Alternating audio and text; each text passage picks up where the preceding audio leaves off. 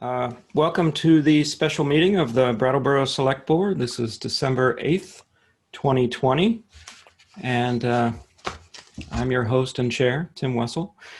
And the first order of business is to approve the minutes of November 17th. Tim, did you want to say that little thing that you and Patrick worked up? Oh, I will. I was waiting for my remarks. Oh, okay, thank great. you.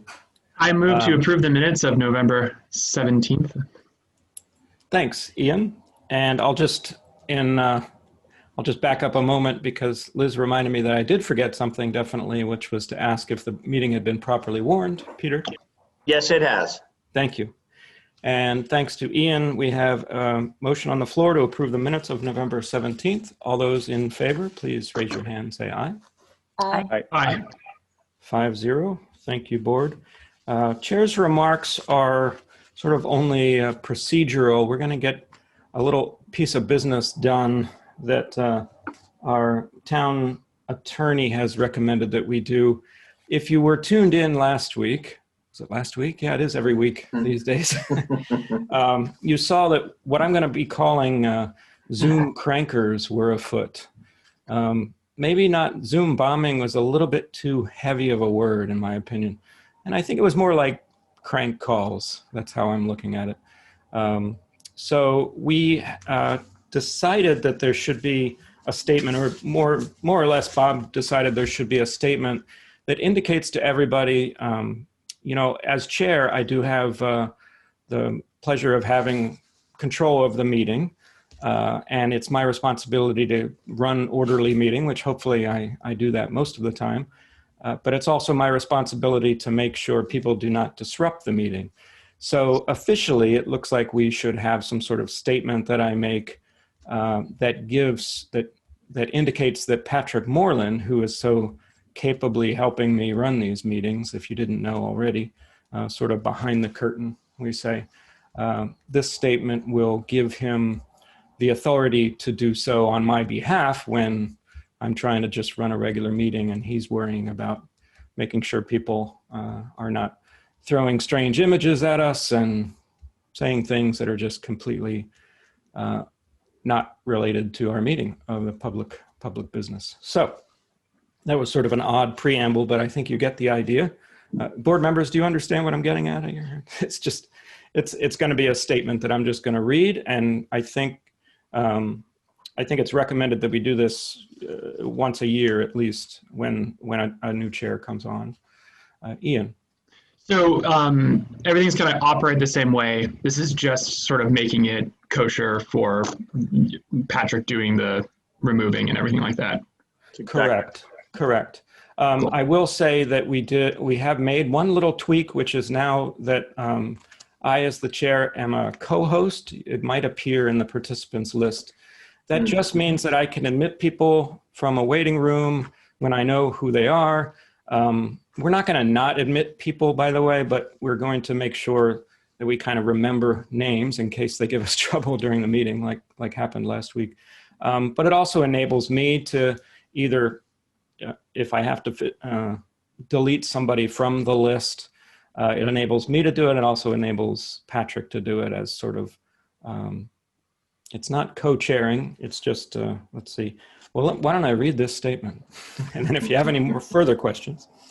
So the statement is, I, Tim Wessel, chair of the Brattleboro Select Board, hereby appoint Assistant Town Manager Patrick Moreland as the host of any Brattleboro Select Board meetings held via electronic means, such as Zoom or GoToMeeting, and further delegate to Mr. Moreland, in part, the chair's duty of maintaining order and protecting the participants in the meeting from disruptive and inappropriate behavior exhibited or caused by other meeting participants participating via the electronic means.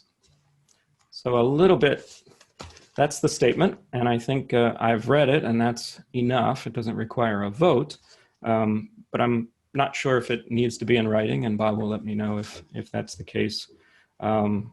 And I should also add that it's really just for incidents that we had like last week and a couple of other meetings. This is, we highly respect open meeting law here. and we're not going to be excluding anybody, even if we don't recognize names. It just gives us that ability to continue with an orderly meeting if we have to escort somebody to the electronic door, so to speak. Great. So those are the extent of my chair's remarks, and I'm going to head it on over to our manager's comments, if you have any, Peter. I don't this evening. Thank you. Thanks. Fellow select board members, anything to share or committee reports, comments? Ian. Committee report, hazard mitigation committee. Yeah, we met yesterday. Peter was there as well, and the process is moving forward. I'll hopefully have more information to talk about maybe next week, but there's going to probably be a survey coming out, and we'll make sure to keep people in the loop about that. Yeah, and it's a good process with a lot of really informed people involved, and so I'll just keep people up to date with it as we move forward with it. Ian, do you mind giving, sort of, not to put you on the spot, but a two sentence description of what the Hazard Mitigation Committee does? Yeah, so we're making, and Peter, correct me if I get it wrong. So we're updating the plan, and it's every 5 years.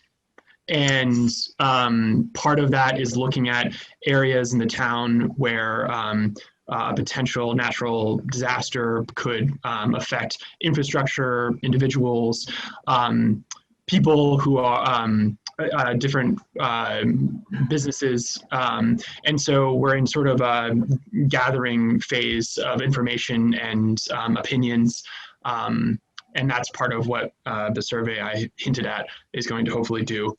Yeah, and there's it's a really, for me personally, it's a really different way of looking at the town than I have done in the past. So yeah, that's kind of the brief of it, Tim.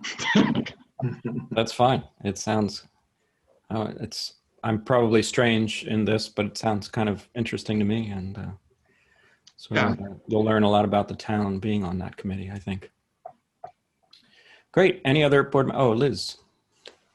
Just wanted to mention, as continuance of our discussion last week, that I did get to go downtown to shop on Sunday, and I was really pleased to see how all the shops had rearranged their interiors to keep everybody safe, and I thought it was safe and productive. I encourage everyone to shop. Absolutely. Shop local. Anyone else want to chime in? No? Okay, seeing none, we move to public participation, and time for my reminding everyone that in order to see your hand raised, we have a stack to the right that appears if you click on participants, which is actually dead center, should be in your Zoom meeting box there. If you click on that participants, you'll see it appear on the right, and we have a list of people. You can scroll through to see who else is attending the meeting virtually, and that's how you raise your hand. And then other people can do so. I don't see anybody on the phone, so I'll skip that portion of it. And we have Gary, who has raised his hand. Gary's our regular, but maybe valuable. Gary's just demonstrating. Hi guys, how you doing? Oh, were you just demonstrating? No, Gary? no. I was demonstrating the intricacies of how this technology has really come a long way. And I just want to say thank you for you guys tonight, and thank you for mentioning that, Tim, about how to conduct ourselves. It's not just professionally, but civilly. Even if this wasn't on a Zoom meeting, but in person, how we all should, pretty much speak to one another and how to behave and how to act. And, because it's social media, anybody can just get on there and do it.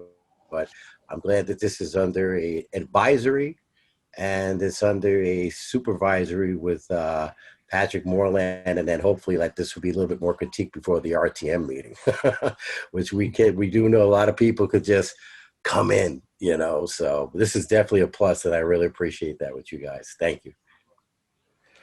Thanks, Gary. Yeah, actually RTM's a little bit, in a way, it's a little easier, but I won't go down that rabbit hole. Appreciate the comment, and public participation can be done with now. We'll move on to unfinished business. Peter? Thank you. The one item of unfinished business this evening is actually more of a ministerial action, because you have very thoroughly had your site visit and your public hearing and analyzed and discussed the one parcel that needs to be taken for the Hinsdale Bridge project, and the compensation that'll be provided by the state to the property owners of that parcel. And so with all of that business having already been conducted, including you in a deliberative session having determined your decision in this matter, Town Attorney Bob Fisher has written up the two orders, the one that's an order of taking about the necessity to take the property, and the other that is the order for compensation. And he prepared for us a proposed motion. And tonight, what you would be doing is simply adopting this motion so as to transmit out into the community the results of your actions. Thank you, Peter. So unless the board has any more comments around the matter, I would accept a motion.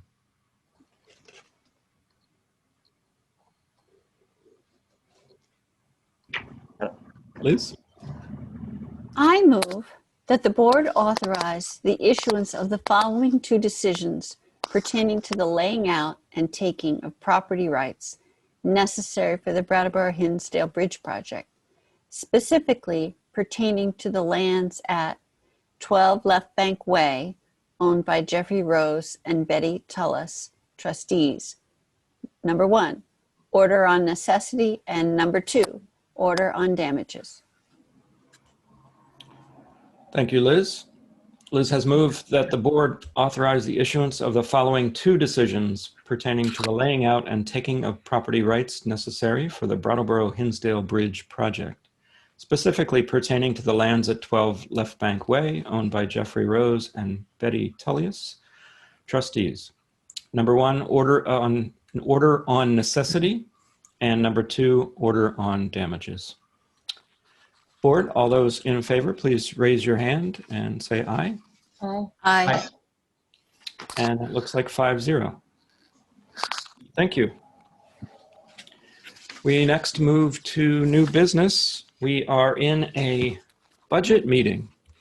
So that's going to be the subjects plural tonight.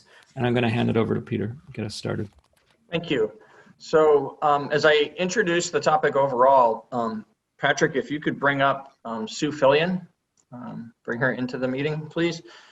Sue's going to present first the Planning Services Department budget and answer any questions that you have about that. And then there'll be 4 other departments that'll be presenting as the evening goes along, and we'll finish up with a discussion about the proposed upgrade of the town's website. One quick logistical thing I just want to say now, and then we'll hit it again as each new segment of this comes along and each new department head joins the meeting. Usually when we're going through budget materials, because it's a cumbersome book that you physically have in front of you, and for the convenience of those who may be following along electronically, we try to go in the numerical order of the pages, just follow the logical order of how the departments are presented in the book. Tonight, because of some scheduling issues, we've got 2 of the 5 department heads that are participating actually have other meetings tonight as well. And so that's determined the batting order, and it means we'll jump around a little bit within the book. But as we begin each presentation, we'll let you know which page of the budget we are on. And for Sue's presentation, the bottom of page 7 is where the Planning Services Department budget begins. Thanks, Sue. Welcome. Thank you. So I know you all know who I am, but for the public, I'm Sue Fillion. I'm the planning director. And I thought I would first tell you a little bit about our department and what we do before jumping into the budget with you. So we're a staff of 4, actually currently 5. We have myself, we have a planning technician, the zoning administrator, the sustainability coordinator, and we're lucky this year we have an AmeriCorps service member who's with us until August of 2021. He started in September of 2020. So we're a small department, but we do a lot. One of the things that the public might interact with us about is permitting, land use permitting. So if you want to build a shed or build an apartment or make some sort of change to your property or business, you've probably dealt with us. We've kind of got 2 sides. We've got the planning side and then the regulatory side, and that kind of shows up in some of the committees that we staff as well. So our department is responsible for staffing the Planning Commission, who are they make the policy or they make recommendations to the Select Board on land use policy. And then we also have the Development Review Board, who acts in a quasi-judicial capacity to interpret the regulations and apply them with site plan and subdivision and whatnot. So our staff both supports the different committees, those committees, and then we also assist in writing land use policy at the direction of the Planning Commission. We also consult on large development projects. So last week you were dealing with the Amtrak station, and so we're often involved in those types of projects, the Hinsdale Bridge, Putney Road, consulting with the various state agencies and helping guide that project through our local process. Those are some examples of long-term planning projects, but then we also have other ones. Like right now we have the bicycle lane scoping study. We're hoping to delve into housing with if we're successful in getting the housing study grant. We do a lot of public outreach for our projects. Our zoning administrator also does health and zoning code enforcement, and he's also leading the hazard mitigation planning that Ian was talking previously. We do E911, emergency 911 addressing. So we work with the state on that. If new homes are built or new businesses, there's no new units created, we're involved with various people in doing that addressing. We also manage the National Flood Insurance Program for the town, so we make sure that we're up to date. We do the regulations, we do outreach for that program, and all to help make sure that we may remain in compliance with the National Flood Insurance Program and that we can get the best rates for flood insurance for people in town. And I talked about the Development Review Board and the and the Planning Commission. In addition, we staff the Conservation Commission, the Energy Committee, which was new to us this year, with the Sustainability Coordinator taking over that staffing. We have the Design Review Committee and the Agricultural Advisory Committee. So we do provide a lot of staff support to boards and commissions in town. And then we're also involved with other community planning efforts. So I'm a board member, an ex officio board member of the Downtown Brattleboro Alliance, which I think has been good to have that close connection between the town and the DBA and seeing projects be completed. I've been involved with a lot of the housing discussions, and I'm currently sitting on the Continuum of Care, which is a group that is really focused on housing some of the most vulnerable in our communities. And that's given good connections, good networks with other people in the community dealing with housing. And then we also work with lots of state agencies, the Agency of Commerce and Community Development, Natural Resources, VTrans, Vermont Emergency Management. So we're always trying to build those relationships. And of course, over the past year,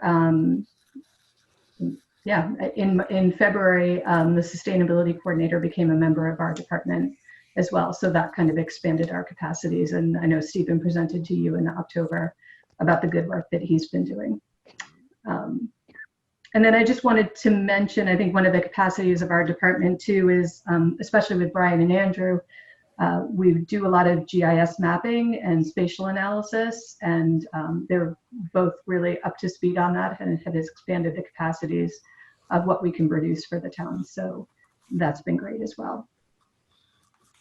So with that, I can turn to the budget or answer questions on what the department does, or whatever you prefer, Tim. It's at the pleasure of the rest of the board. Anyone have any questions for the department overall before Sue dives into the numbers? I think we'll just let you go right ahead. Thank you, Sue.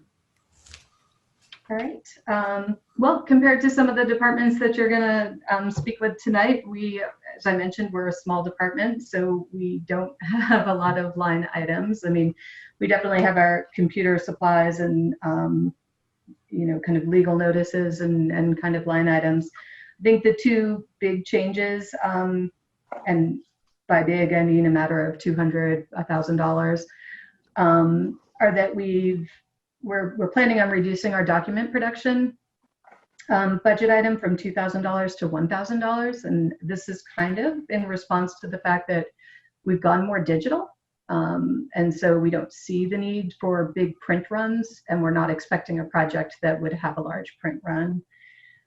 We've also reduced our transportation costs from this year's budget is $1,400. We're anticipating needing $1,000. That's because I think with COVID, we've seen a lot of conferences and workshops and whatnot moved online. So we just think that that will continue even as things get back to a different normal. And we've also been able to kind of take advantage of some good rates at Enterprise. So when we are traveling for work, then we're renting cars where we can. The largest line item in our budget is salaries. It is, that's just what it is. Because of the work that we do, it's, we do take in some revenues. We've projected that those are probably going to be a little less in the coming year, although we have seen permitting pick up. We find that revenues are really generated by one or two large projects, and we don't necessarily have those on the horizon. It doesn't mean that they can't come. It's just we're not aware of one that will be coming our way. So we're projecting $30,000 for revenues for the year. And then there's $10,000 similar to this year in there for sustainability programming. We've got a couple of ideas of how that money might be used, but it's really kind of a placeholder to support the work around sustainability in the town. Part of the funding is going to go to pay the AmeriCorps service member that's working with us. And then we're also looking into eco-municipalities and having professional facilitation come and work through that process with us. So I'm sure you'll hear about more of that as that comes forward. So that's, I'm happy to answer questions. I have Ian's got a question. You go ahead, Tim. Okay. Professional services seems to swing a little bit. Do you want to just explain that? Yeah, so professional services were high in past years, depending on if we had a big project. So there were a couple of municipal planning grants that we had where we knew that we were going to put up a big town match. So when we did the land use regulations, that was one of them. We knew that was a complete overhaul of the project and that we wanted to ask for, I think that year it may have been like 20,000 that we were asking for. So that, you know, that sometimes results in higher fees. There was also a period where we were down to 2 people in the office. And so we were short-staffed and we knew we were going to have to call on some professionals to help us complete the work. But now that we're fully staffed and we have the capabilities that we do in the department, it's kind of come back down to the 8,000, which has been kind of standard over the years, with the exception of a big project that we take on. Okay, thank you. Ian. Thank you very much, Sue, for your presentation. I just had a quick question.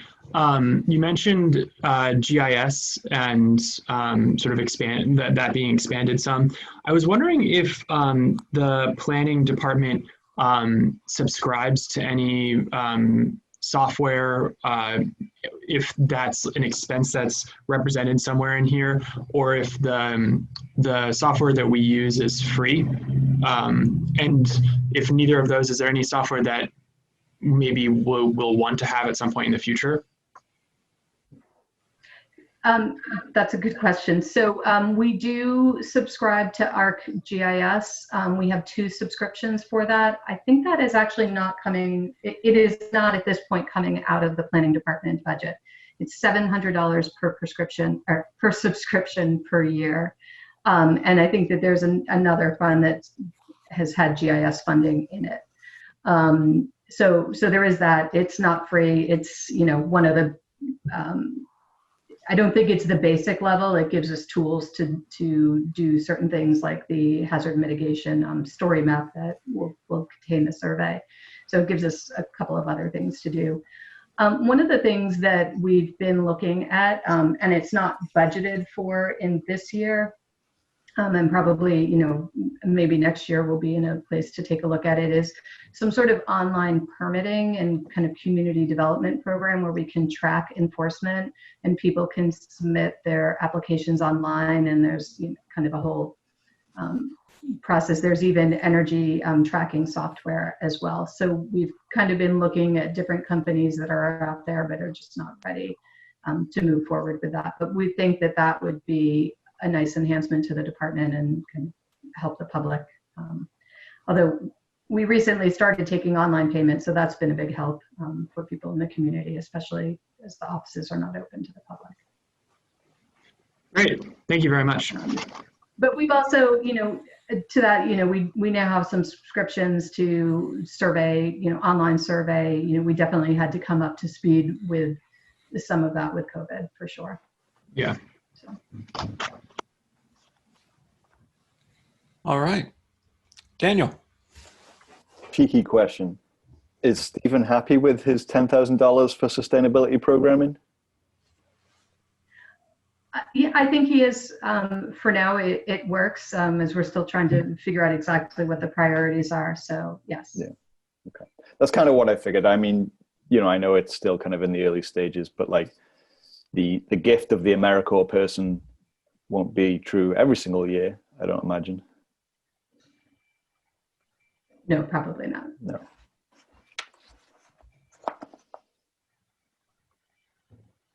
Thank you, Sue. Anyone else? No? Okay. Oh, Liz. Keep up the good work. Yes. Yep. Absolutely. All right, where do we go next? Thank you, Sue. Bye, Sue. Thank you, Sue. Thank you. Next up is the Department of Public Works. I believe both Steve and Dan are going to be joining us. Right. Steve Barrett and is Dan Tyler? Yep, there he comes.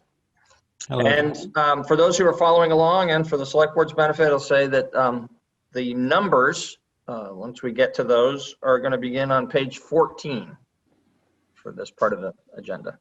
Yes, and Peter, just because I forgot to mention it before, if anyone's just tuning in, these documents are available on the website, correct? They are. If you click on the FY22 proposed budget, and then that'll take you to a page where it talks about the budget overview and some summary documents and some capital proposals.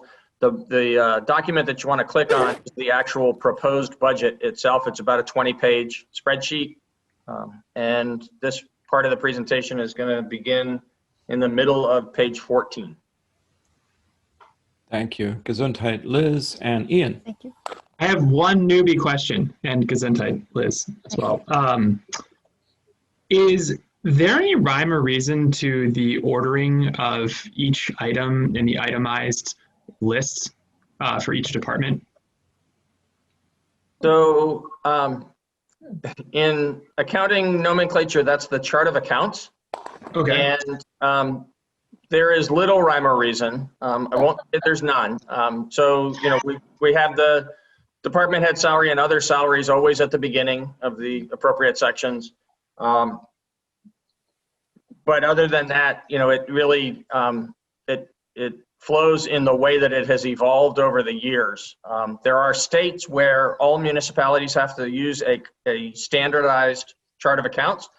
And there's more, it's more systematic because it's, put out by the state accountants to say that this is how all finance departments and all municipalities shall keep their books. That's not how it's done in Vermont, and so you'll see a pretty wide variety. Many of the little towns actually use QuickBooks to keep their financial records. We're larger and more complex than that, but there isn't really a standard behind the chart of accounts that would be, sort of an explanation for why they appear in a certain order. Okay, thank you very much. It's a good explanation, although that's just how we do it, kid, would have sufficed. I just wanted to make sure it wasn't something like how new the line item was, because that wouldn't really necessarily be like something that you could suss out by the numbers, or I just wanted to make sure that I wasn't missing something. Yeah, we don't add line items very often, but when we do, we do try to apply some logic to where they appear. But yeah, that's about as much as I can say on that topic. It was a good question. Gentlemen, thanks for joining us. Sorry for that preliminary. Take it away. It's the Department of Public Works, everyone. Oh, good. So I'm Steve Barrett. I'm the Director of Public Works. And also this evening, Utilities Highway Superintendent Dan Tyler will be with you to review our highway budget. And Ian, there are things that make sense and some consistency in Public Works that will come home to you as we group things into drainage, roadways, winter maintenance. So at Public Works, sometimes things make sense.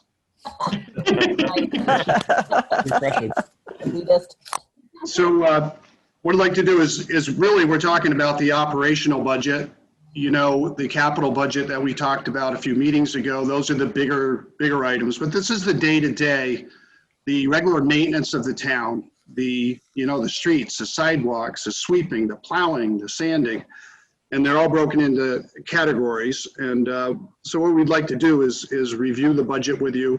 We'll highlight some of the things, and certainly if anybody has a question, either jump in when we're going over an item or, at the end.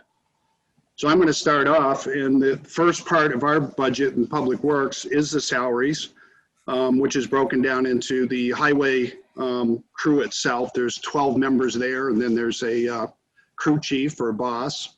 And also we have a maintenance staff of 3 people that repair all our vehicles, and we all work out of the same building at Public Works on Fairground Road. And so most of the all those line items really are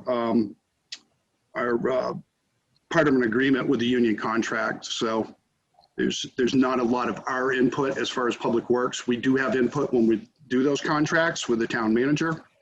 But so the numbers that you'll see for staff and such are under contract. As you move down through, you'll see there's a seasonal help line item, which we didn't use last year, unfortunately, because of the COVID.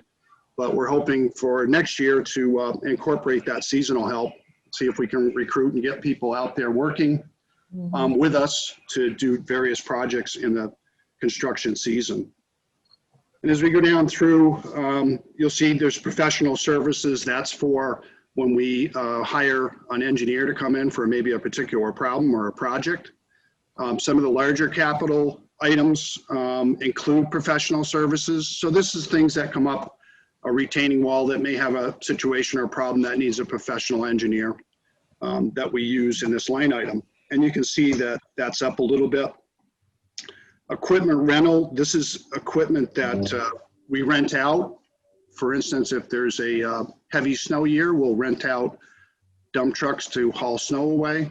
In the construction season, we would hire backhoes or specialized equipment that we don't really think we need to purchase, but we can rent for construction projects, you know, compact rollers, extra backhoes, things of that nature. So you see there's a little increase there, and that's just to keep up with the demands of the work that we have. As you go down through, then there's office supplies, telephone, office supplies. Safety equipment has gone up a little bit, $1,000.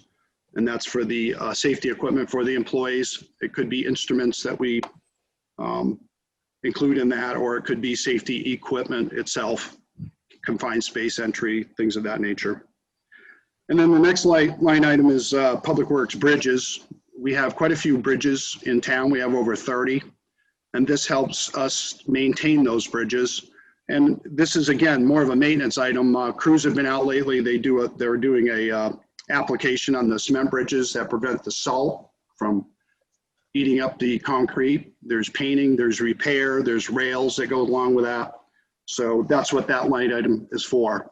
If we have a bridge that we're going to replace, then you would see that in a big capital project. If we get state funding, you would see us supplement maybe the percentage that with the state project in the capital. So this is just for the maintenance. And Dan, take it from there. Okay, so we're going to go to the top of page 15, the Public Works drainage section. This section, you'll see that the total increase for the whole category is 25%.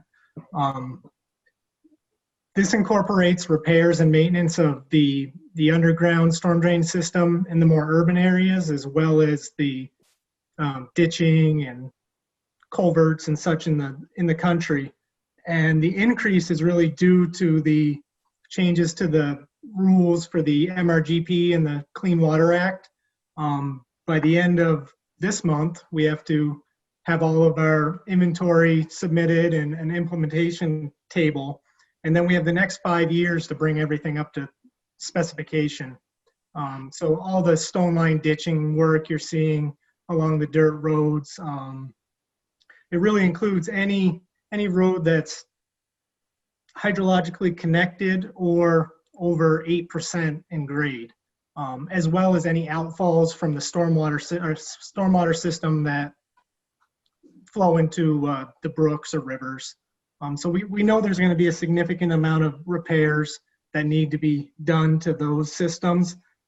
That's the upgrade line, the engineerings for some of the stuff we encounter along the way that we might need to have engineered. Permit and compliance. We've worked with Stevens and Associates throughout this process to help us with our permit and our inventory. And going forward, we'll have to re-inventory all the roads annually. Pipes, that's often culverts and underground storm water pipes. Grates and risers, those are the structures you see in the street. And then other materials is like the cement and different things that we need to make those repairs. The next section, Public Works equipment. This is really the maintenance of the big trucks, small trucks, equipment, small tools. You'll see the parts line there is pretty significant, and tires and accessories is down a little. We're getting a little better life out of our tires. And then small tools is specialized tools that the mechanics may not have in their own toolbox, and we'll buy it for the town tool crib. Stuff that's specific to the equipment that we own. And from there, Steve's gonna run through some. So the next line item is the Public Works gas and oil fuel. This is the line items that support the, we have a lot of trucking that goes on, a lot of heavy equipment. And there's some increases here, even though the gas or diesel prices are down now, but we just don't know. We also don't know what type of winter we'll have or what type of spring we'll have. And then when you dovetail that over into the construction season, there's a lot of unknowns on how much we may actually have to truck materials and such. And the next line item is Public Works summer roads, we call. One of the items that we utilize is chloride. There's a mag chloride that's used on the gravel roads. This helps stabilize those roads and prevent dust and actually holds the road enough so that it doesn't wash out as much. It's been a pretty successful program. So there's a slight increase there of $1,500. The hot mix line item that you see for $33,000, it's up $1,000. That's where the crews patch different, well, it's used for patching potholes, number one, but it's also used to pave or overlay some smaller streets in town. So it's basically the maintenance of the paved roadways. The coal patch line item is really, we don't use that unless we have to. We have a heated box that we use. Coal patch is the last ditch effort to patch a pothole. The gravel line item is important. We use that again if there's spring runoff and there's it's a bad mud season, we use it. And if not, we add gravel to those roads to help stabilize them throughout the summer. And then there's a line item for guardrails that we also utilize to repair and upgrade guardrails. Dan? Public Works sidewalk, the sidewalk repair line item, that's for smaller sections of sidewalk throughout town where our crews will make the repairs themselves. The most recent ones you might have noticed on the top of South Main Street Hill and on Elm Street, just above the bridge. We're asking for a little more money in that line item. There are several spots around town that need repair, and we're also hoping to utilize the summer help that we asked for earlier to get more of those repairs done. The next page, page 16, is Public Works Streets Miscellaneous, retaining walls, signs, street markings, line striping. Some of those items, the street marking and line striping, are up because over the years we've added lines and markings. A lot of those are recommendations from the Traffic Safety Committee, like the Sharrows on William Street, or additional hatching in different places. Tree removal's up a little. It seems like we've had a lot of trees. Safety, the traffic safety line, that's the RFBs or the speed bumps, things like that. And next, Public Works winter roads. Steve? So the winter roads, salt is one of our larger items here, and there's an increase of that, but very slightly this year. And there's a increase, it's like 0.8%. And then sand is up about 2.5%. The sand is used on the gravel roads pretty much exclusively, and the salt is used on the paved roadways. And the reason we do that is if we apply sand to the paved roadways, then we have to go back with a sweeper and pick that up, and it also gets into the stormwater system. And so over the years, we've reduced the amount of sand that we'll use on the paved roadways for that reason. And also the sand, we get a sand that has a larger percentage of stone that's bigger. It goes by a percentage of the size of the stone, and that helps the gravel roads actually, because the stone is just under a ½ inch. So that's not very desirable on the paved roads either, if just so you know that. Chains and blades, those are the chains that are used on the trucks, and also the blades for the snow plows to protect them. They have blades. And then there's equipment line item for winter. It's $21,500, and that's used for specialized winter equipment, the snow blower and such. Public work yard expense. These are the basic expenses to operate the public works facility on Fairground Road. And overall, the budget's pretty steady, pretty stable. We're maintaining the building as best we can, and someday in the future, we'll be looking at an upgrade. But for now, we want to keep that facility clean and in good order. Dan? The last category is the Public Works traffic lights. The electric line really is what it is. It's the cost of the electric, contractual repairs, and parts. The parts are parts that we keep in stock or need to buy.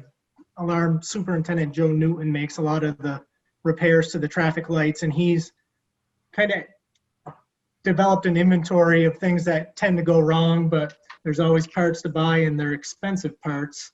So we've asked for a little more money there. And the contractual repairs are for stuff that's kind of beyond Joe or us, and we need to bring in the or the traffic light companies to work on those. And I think that brings us to the end of the Public Works section. Questions? Thank you, gentlemen. We probably have a couple questions. Liz? Hi. So Steve, there's a separate budget for water and sewer that's under your supervision that's discussed, I think, in the spring. Could you explain to the audience why that's separate and a little bit about the two different halves of the whole? Absolutely. So, what we're talking about here is the general fund, which is paid for through taxes. And that includes, there's 5 divisions that's under the hospice of the Public Works Department. What we're talking about tonight is general fund, which is the maintenance staff and the highway staff. Then we go over to the utilities. The utility is an enterprise fund that is paid for by the users. And the fees that are water and sewer fees pay for the salaries and the upkeep and the upgrade of the water system. So part of our salaries are split. My salaries are split. Dan's salaries are split. There's various jobs that function for both the general fund and the utilities division as a whole. But overall, the utilities is a pretty large, utility with the water, the wastewater, the drinking water, and the distribution system. So it is split. We have different responsibilities, but they're under Dan and myself to operate these different facilities. So it is a little different for us. Sometimes we have to put one hat on because the money's coming from another area, or there's a different problem that doesn't have to do with the taxes, but it has to do with the water and sewer users. So, but I think the way it's set up, it works good. And I appreciate you asking that question because a lot of people don't realize that there is 2 completely different budgets within the Department of Public Works. Thank you. Anyone else? I probably have a couple. Daniel. I have a couple of questions. Some of them Steve already kind of touched on, but I wanted to go back to the diesel line. So like the last actual on that was 70,000 and the budgeted amount this year is 88,000. Last year, the year that we're in right now is 80,000. As you pointed out, like diesel prices are pretty low right now. I don't know. I guess it seems like we could maybe come pretty significantly under budget on that. Is that? Yeah, I think, there was an internal discussion on that also with, Peter and Patrick and Dan and I. So, we've tried to use these 5-year averages because you just don't know. Right. And the volume, and then also, things can change. So we try to look at this model over 5 years. If you go back, you'll see where there was some pretty good expenses. There's one year there was 118,000 for that whole line item, or 84,000 just for the gasoline or diesel. So, it's I'd like to just add something quickly there to Steve mentioned the 5-year averages. So there's one whole section that applies to, and then a couple of other line items. And it's important to keep in mind that a bad winter, or as Steve mentioned, even a spring. So we all can sort of relate to a bad winter or a mild winter, but actually the degree of the length and severity of the mud season can have a significant of an effect on these line items. So the overtime account back at the beginning of the budget will vary a lot depending on those circumstances that are beyond our control. And then also that whole winter roads maintenance area will vary from year to year, and then these fuel accounts. And so we use, as Steve indicated, a 5-year rolling average to estimate those, because we find that if you try to more precisely predict what a given year is, you're very likely to be wrong. Great. Yeah, no, I appreciate the explanation. And, I trust you all to make a good judgment there. It just seemed like there was the potential for that to kind of come under budget. I can I just ask two more questions, and then I'll Of course. hand it over to somebody else. All right, next up, what's up? Hot mix. All right, so hot mix is patching potholes, which is literally everybody's favorite topic in January, February, March, April. And again, looking at the kind of last 5 years worth of numbers, I see pretty big fluctuation. Well, there's a big year there, 40,000 in 2018, and then high 20s, low 30s in budget. If we added more to that budget, do more potholes get done, or is it a question of capacity, like of people to actually do the work? Well, I think it's important to remember that the board right now has supported increasing our capital plan, and that's where you're going to see this maintenance portion of the budget decrease. So the more we put into the larger funding of repairing the roads, then you'll see the less need to fund this particular budget for the maintenance. Now, we did use some of the funds here today. There's Highland Street that we did an overlay, and some other streets. And that's not the 1 inch, rebuild the whole road. That was just to stabilize some of these side streets, and that's what this account's used for. So I'm pretty comfortable with the amount that is funded there now, realizing that we've increased that capital budget, and that's where we're going to get our biggest bang for our buck. Great. And, I support kind of continuing to invest to a higher degree, in that capital project budget, or, Yes. and the same sort of, thing around the sidewalk repairs. I see quite a marked kind of increase in budget on sidewalk repairs over the last several years. I was kind of curious, Dan mentioned the top of South Main Street that just got redone. How much does a project like that cost? That particular project was done with staff only, and Dan, I don't think we used there wasn't even probably 9 yards of concrete. Yeah, I was going to say, I think it was probably $3,000 in material total for the section like that. And that's using our own staff, Right. to do a section like that, but it gives you a pretty good idea. Yeah. Okay. What section? Yeah. Good. Top of South Main Street, just by the graveyard, as you on the on the edge of the precipice. Those are my main questions, really. I guess actually, one more. The building repairs line, you mentioned that somewhere down the road we'd like to upgrade that building, and I see that there was an actual expense of $27,000 in 2020, and it's budgeted for this current year in 2022 for $15,000. It's going to hold it.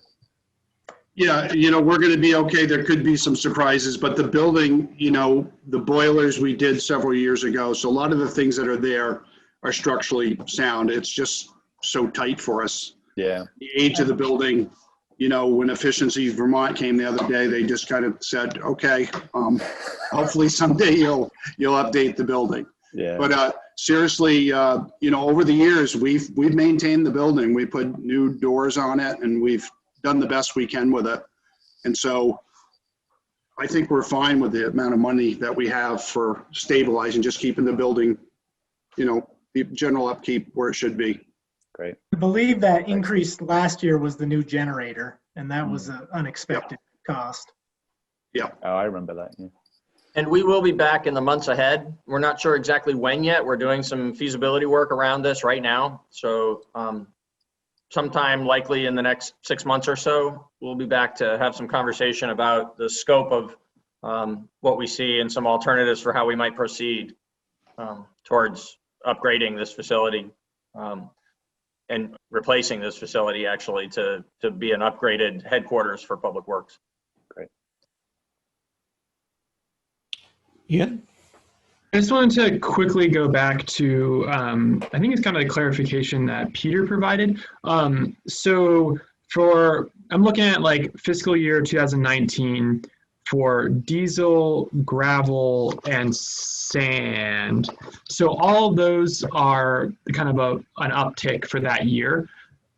I'm just wondering, when you're interpreting that number, is that because the price of that material was higher that year, or is it because it was a longer winter, the winter was harsher, so we used more of it, or a combination of the two? I'm just trying to sort of understand how you read that. There's a combination of two. There's Okay. a fairly stiff increase that year, and then also the usage was way up. Yeah.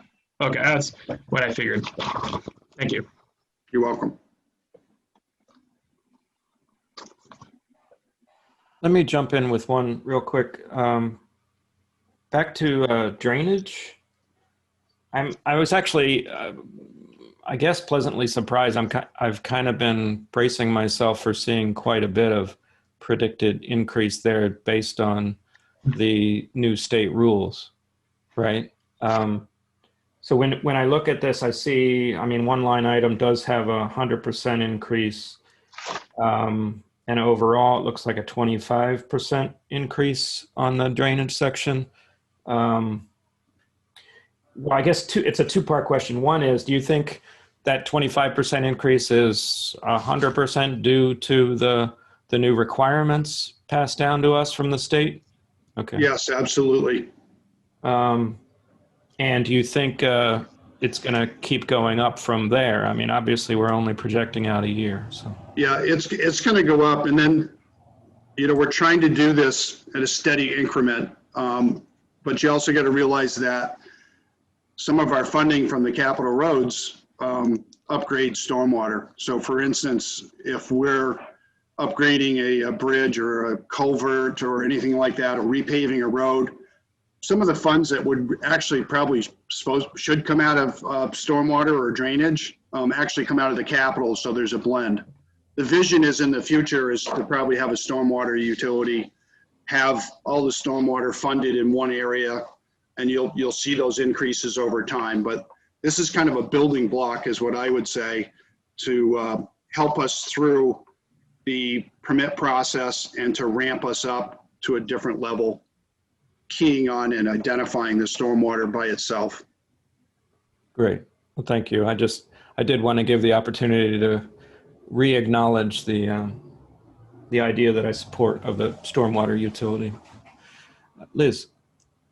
Steve, isn't there also going to be some sort of a user fee, like a district created, so that we could be reimbursed for these fees? Yes. I see Peter nodding his head. Yeah, that is the stormwater utility. So like the way we have a water and sewer utility, we would separately create a stormwater utility and run that off of the fees that are charged.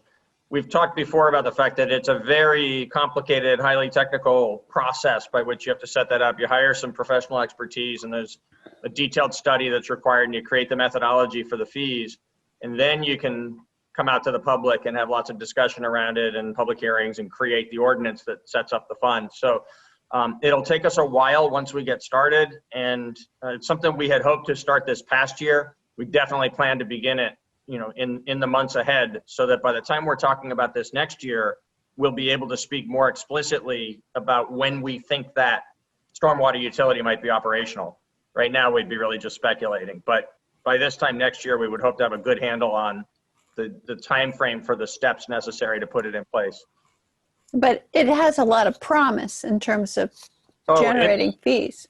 Yeah, and it's something we can simply choose to do. We don't need anybody's permission to do it. We know it's the right thing to do. It's going to be a fairer and better way to pay for these increasing expenses.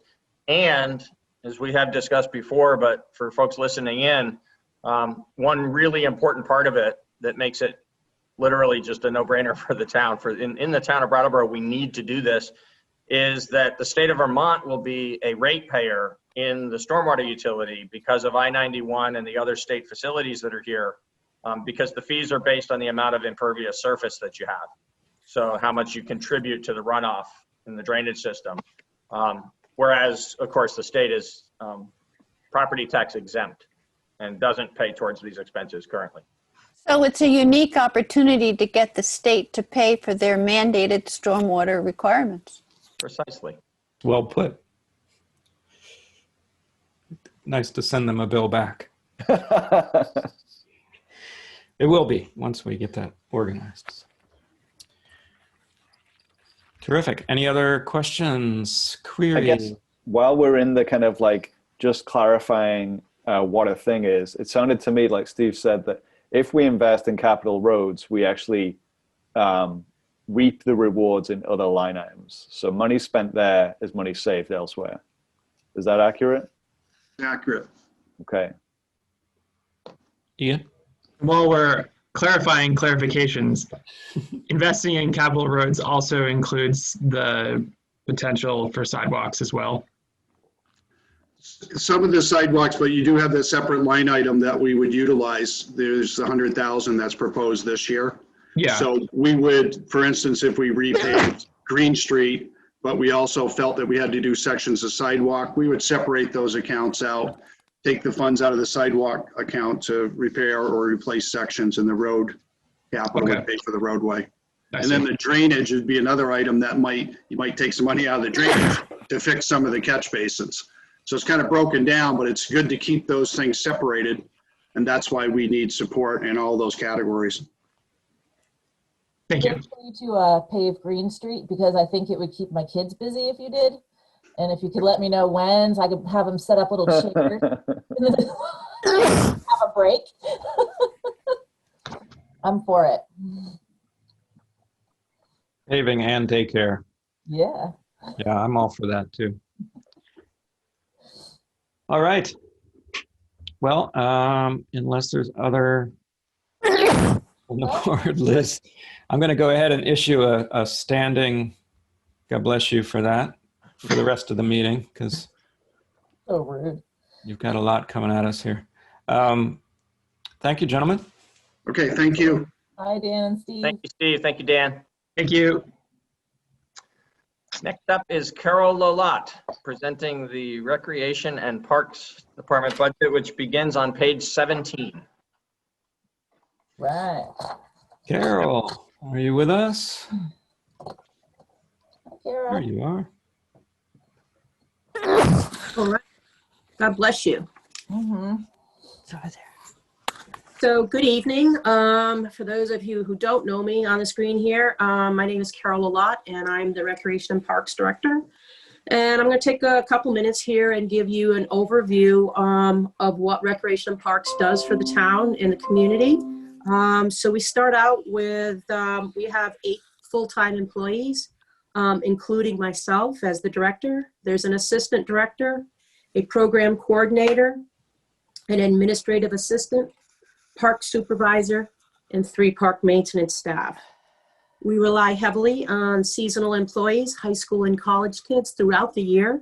And we hire over 40 of them throughout the year between the swimming pool, the skating rink, seasonal park maintenance, summer day camp staff, and evening supervisors. Additionally, we rely on volunteers, and I can't even begin to put monetary value on that, is how much we utilize volunteers throughout the community to help run all of our programs, especially our youth sports, and help volunteering down in the senior center, and along with other special events. We hire several contracted service providers who are not employees of the town of Brattleboro, but they offer programs, they teach, they are program instructors, and they're come under the category of contracted service providers. As far as programs go, we have 9 youth sports leagues. And I must, before I go into these, I should say, this is pre-COVID times. Certainly what we do now and what we hope to be doing, what we've done in the past and what we hope to be doing in the future are different than what we have been living through the past 8-9 months. But when things get back to normal and how they have been, we have 9 youth sports leagues. We have over 20 after-school programs for kids.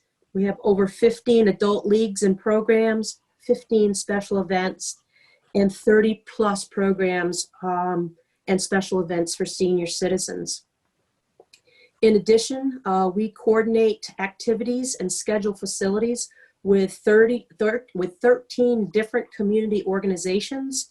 And we also take reservations at 16 different facilities and rooms throughout the town's, throughout the department, mini parks and indoor facilities. On top of programming, we're responsible for parks and cemeteries and buildings.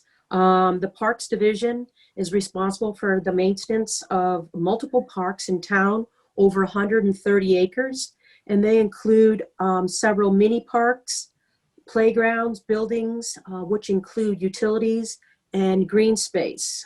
Green space has been very, during this time of COVID, everybody is finding every corner green space that the town has and out there with their family, celebrating all sorts of landmarks as families do throughout the year.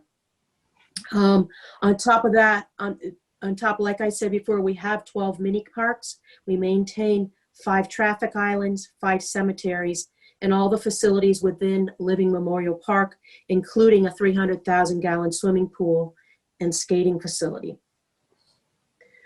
We also work, we have an advisory board.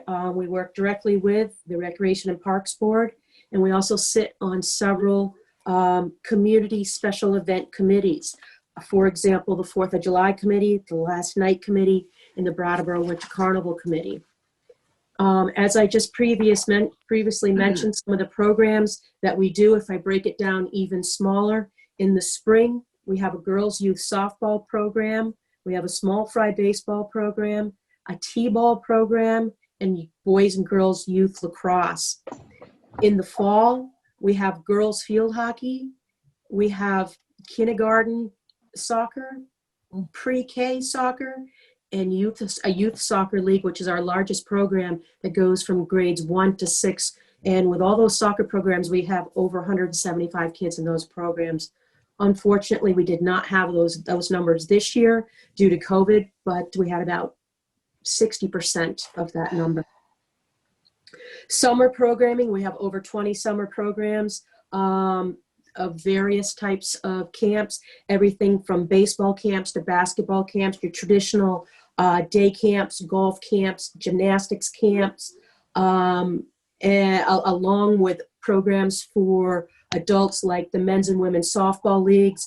We have swimming lessons, we have tennis lessons, we run a track and field program. All of those, a lot of community options for citizens during the summer months. We have over 20 adult and youth programs during the winter months.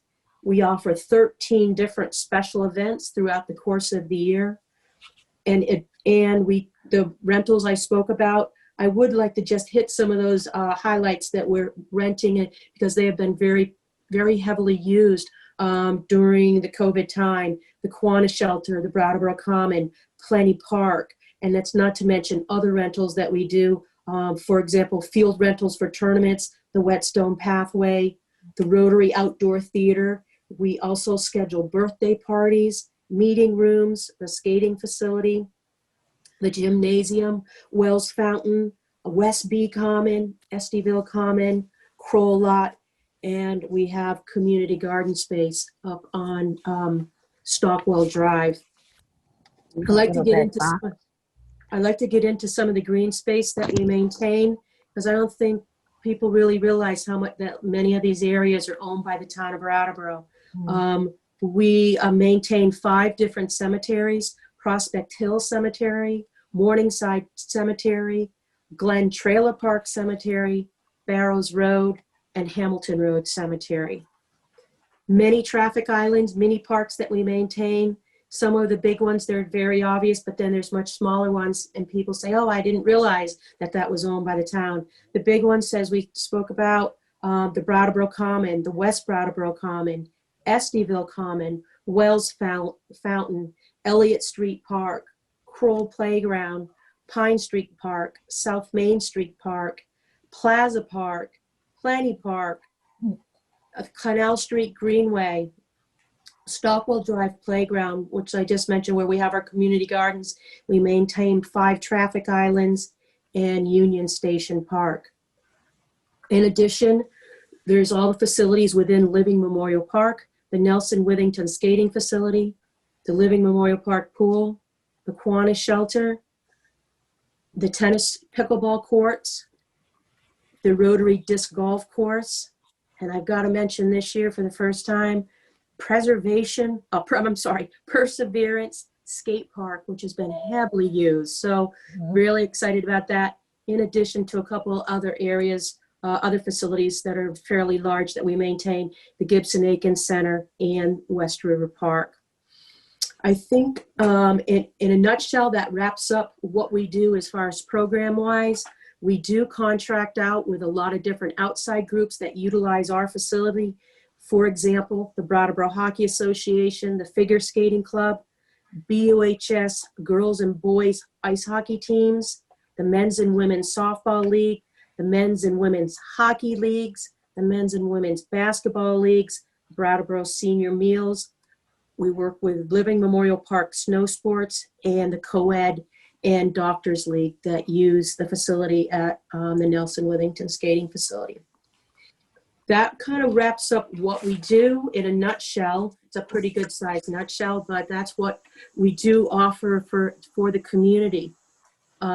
Before I hit the numbers, does anybody have any questions on the programs and services that we provide? I do. Randy. Carol. I have comments and I have 2 questions. I'll put one of the questions in the front. So many of the programs that are so integral to families in this area, not only before COVID, but certainly during COVID when we're finding our outdoor spaces, which I don't think is going to change for the next few months. Those are all programs accepting donations to help. Is that a true statement? So if you want to give donations at all, don't you do that? Somebody asked me this in the community, so I said that I would pass that on. Could you ask that question again? I'm Yeah, not so sure. if somebody wanted to donate to like the snow sports that are coming up or help out in some way, how could they do that? I certainly would be happy to have a conversation with anyone that was interested in making a donation like that, because this time of year we do have several people that do like to make donations that go towards scholarships. So good. Okay. Please, Brandy, pass along my email or the number to the Recreation and Parks office. I'd be happy to give you both of them right now. Okay. Thank you. The number to the office is 254-5808.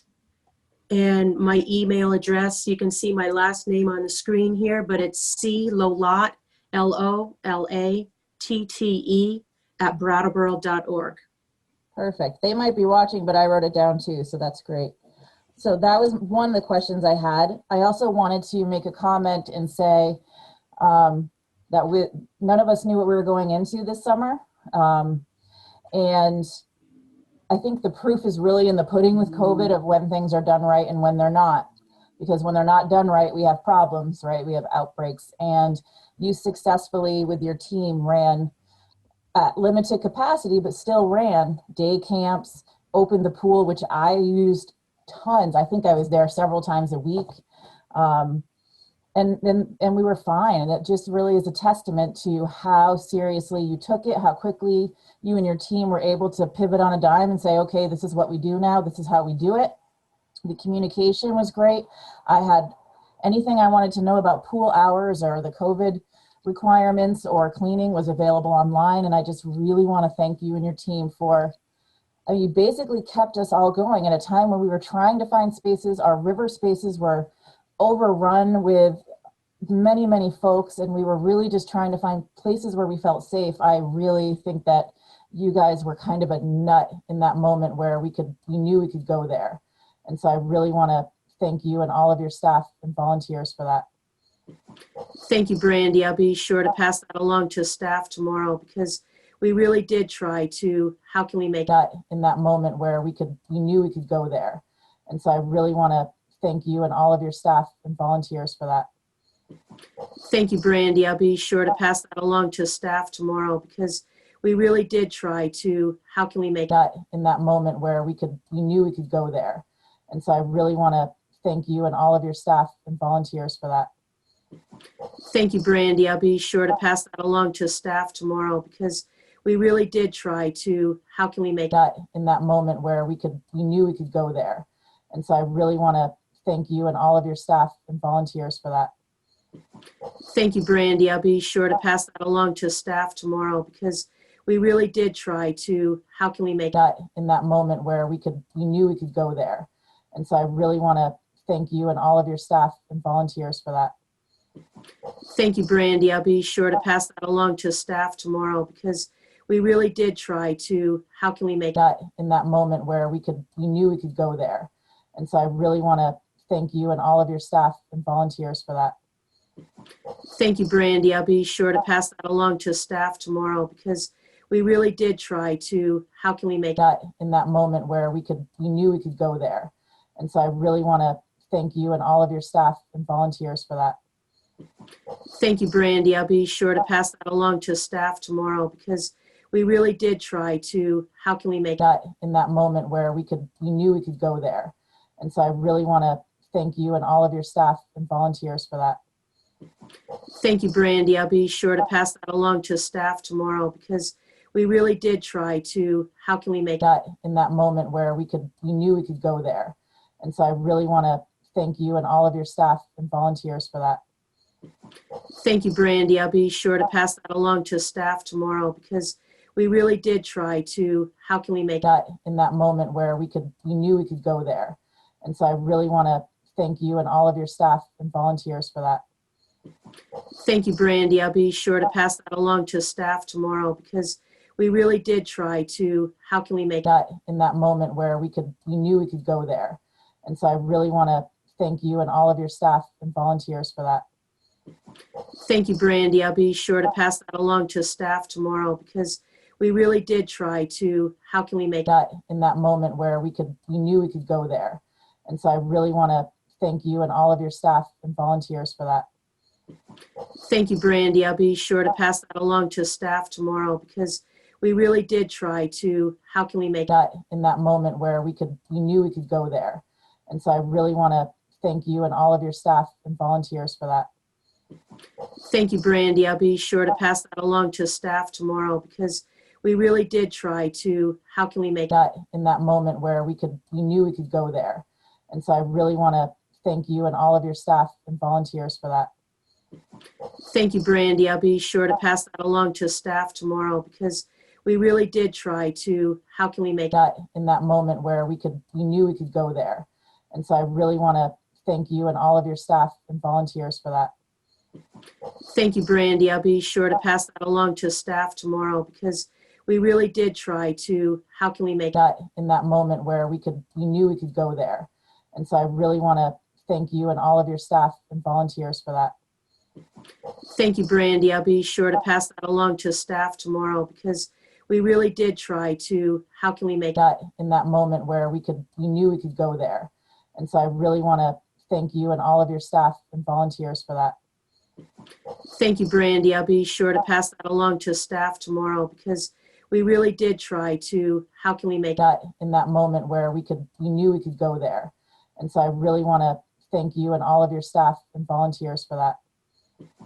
Thank you, Brandy. I'll be sure to pass that along to staff tomorrow because we really did try to, how can we make That in that moment where we knew we could go there. And so I really want to thank you and all of your staff and volunteers for that.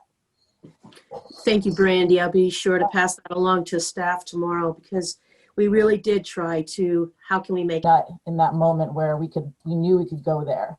And so I really want to thank you and all of your staff and volunteers for that.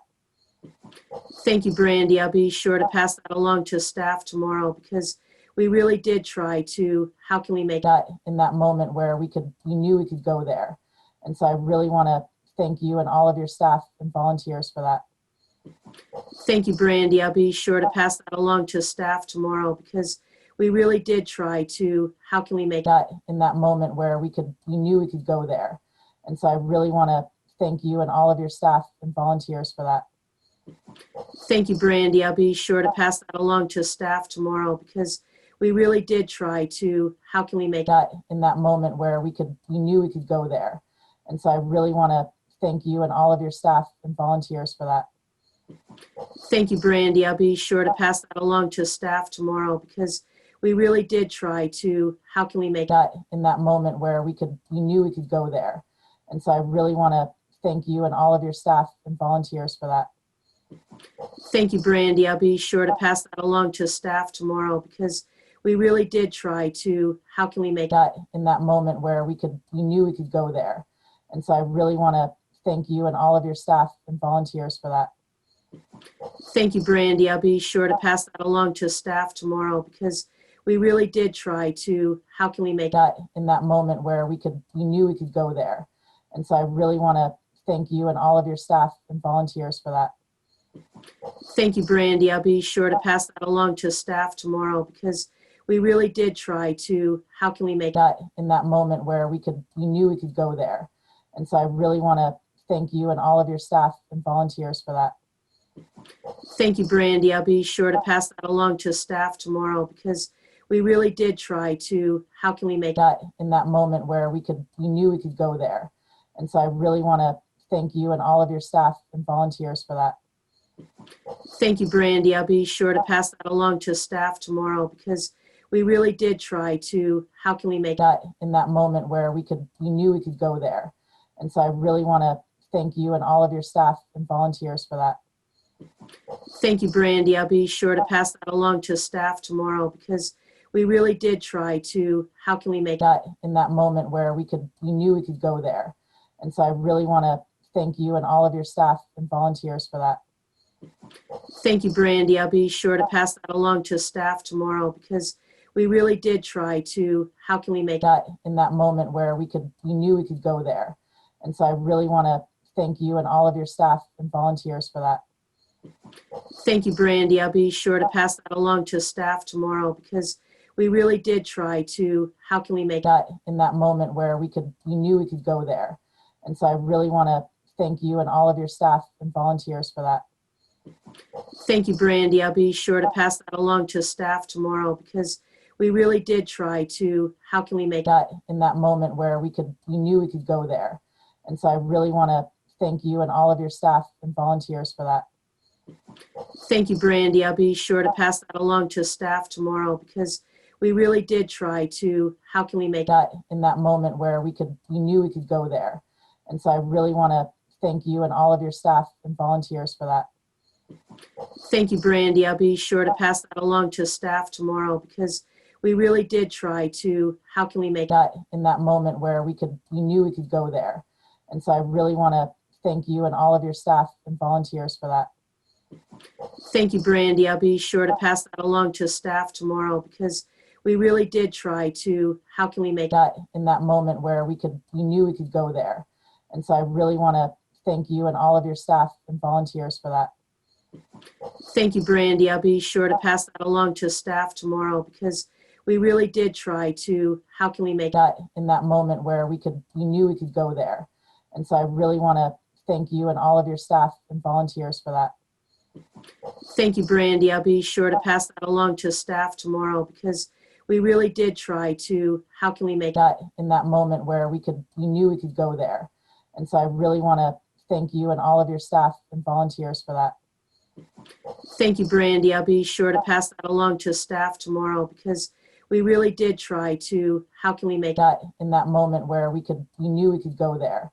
And so I really want to thank you and all of your staff and volunteers for that.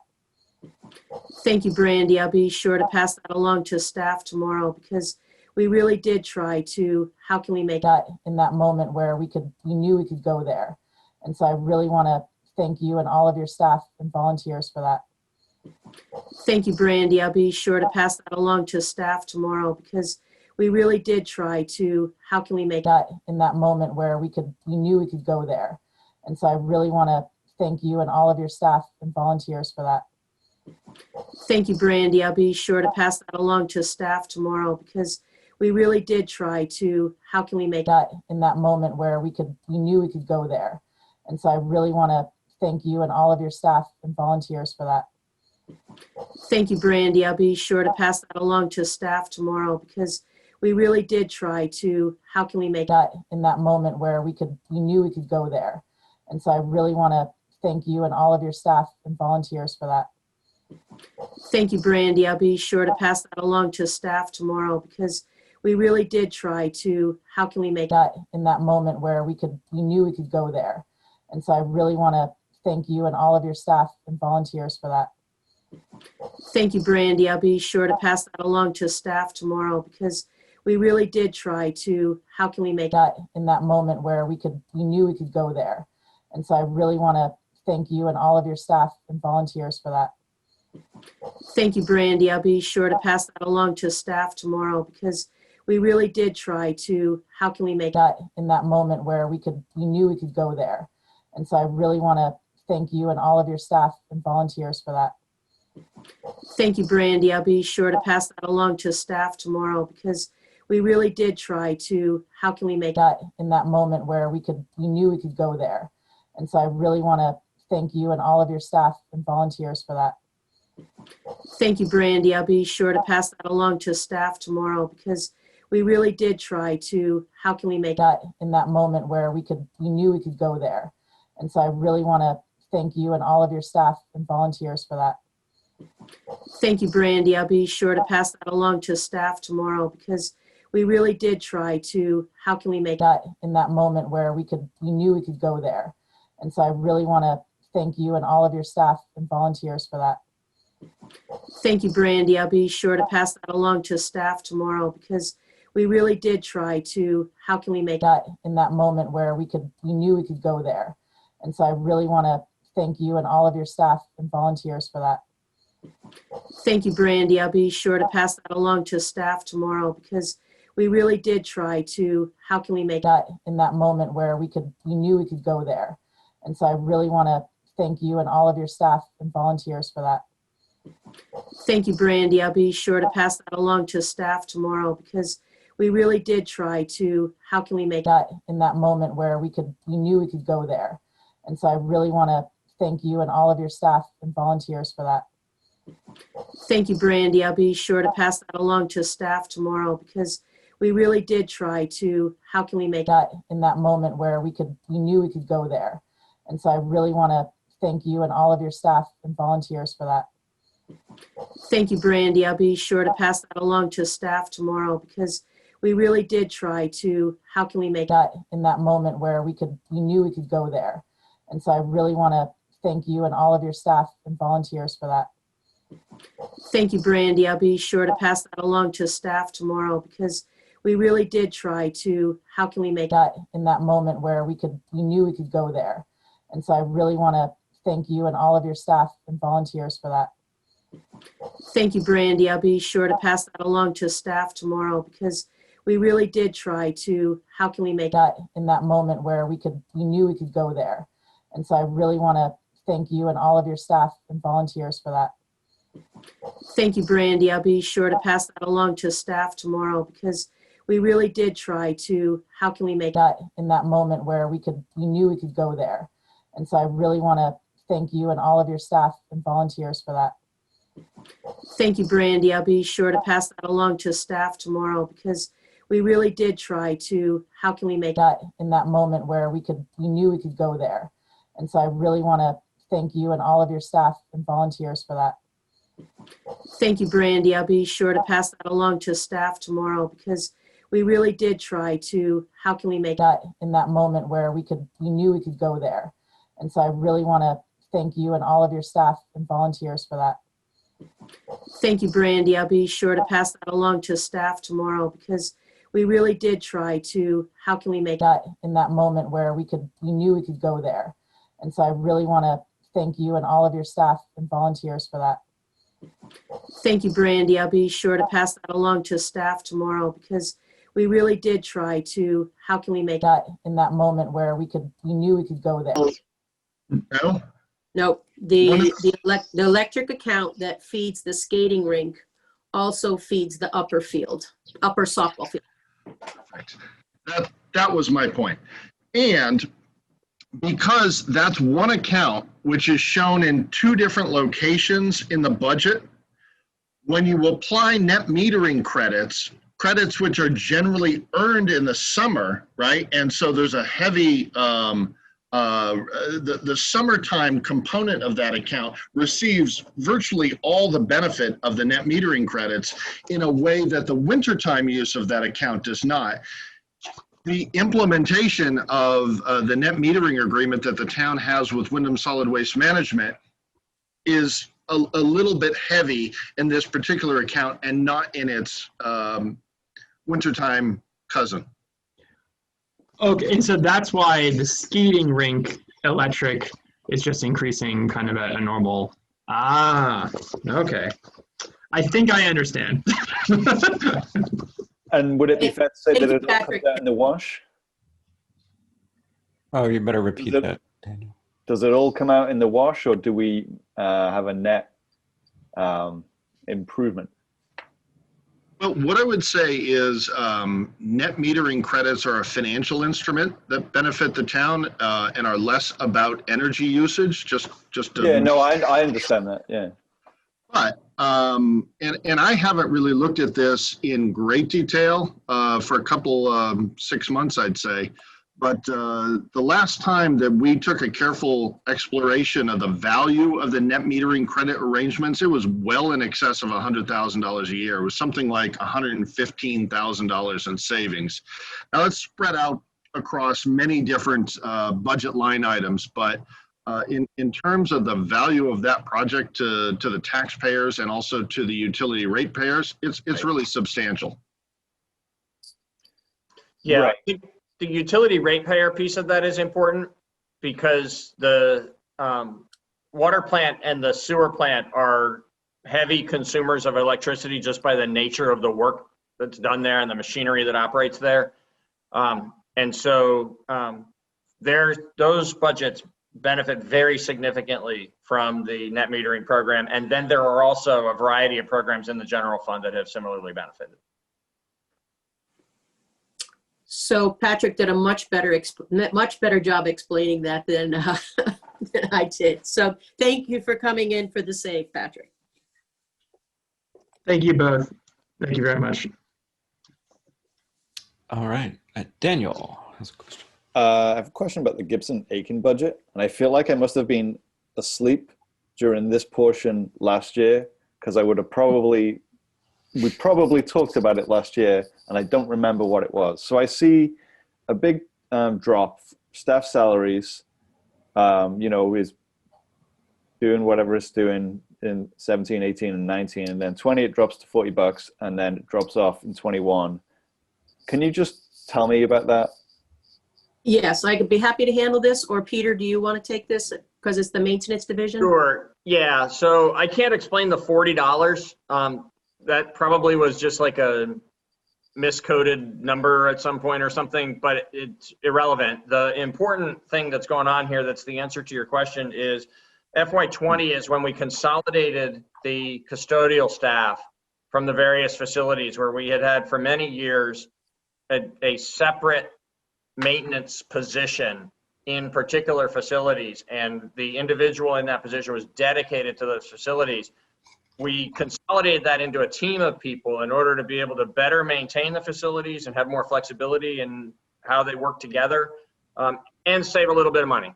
And so we did that as part of bringing the police station into as an additional facility that required maintenance without having to add a position that's solely dedicated to that new facility.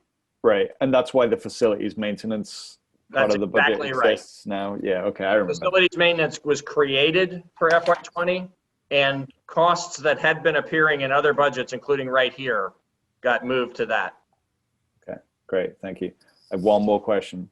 It's not a question, it's a proposal, actually, I guess. So in that parks budget, you were talking about the miscellaneous line item, and it didn't really sound that miscellaneous. It sounded like, I don't know, sports equipment or whatnot. So I guess I'm kind of wondering, like, if for the sake of like transparency for the public, if that line item does contain stuff that is all of one kind, could it be renamed so that it's more clear like what that is?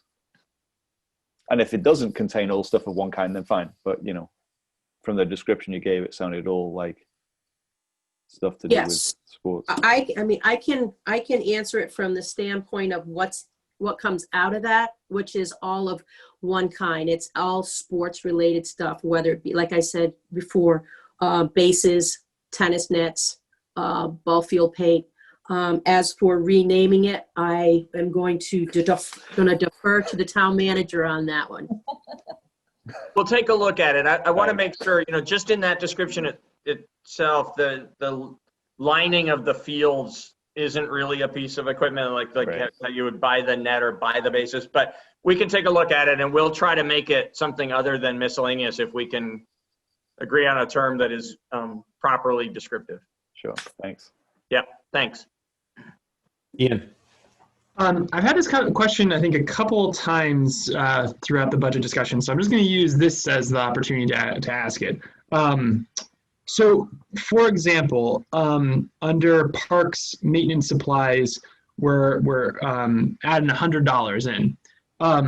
Is that an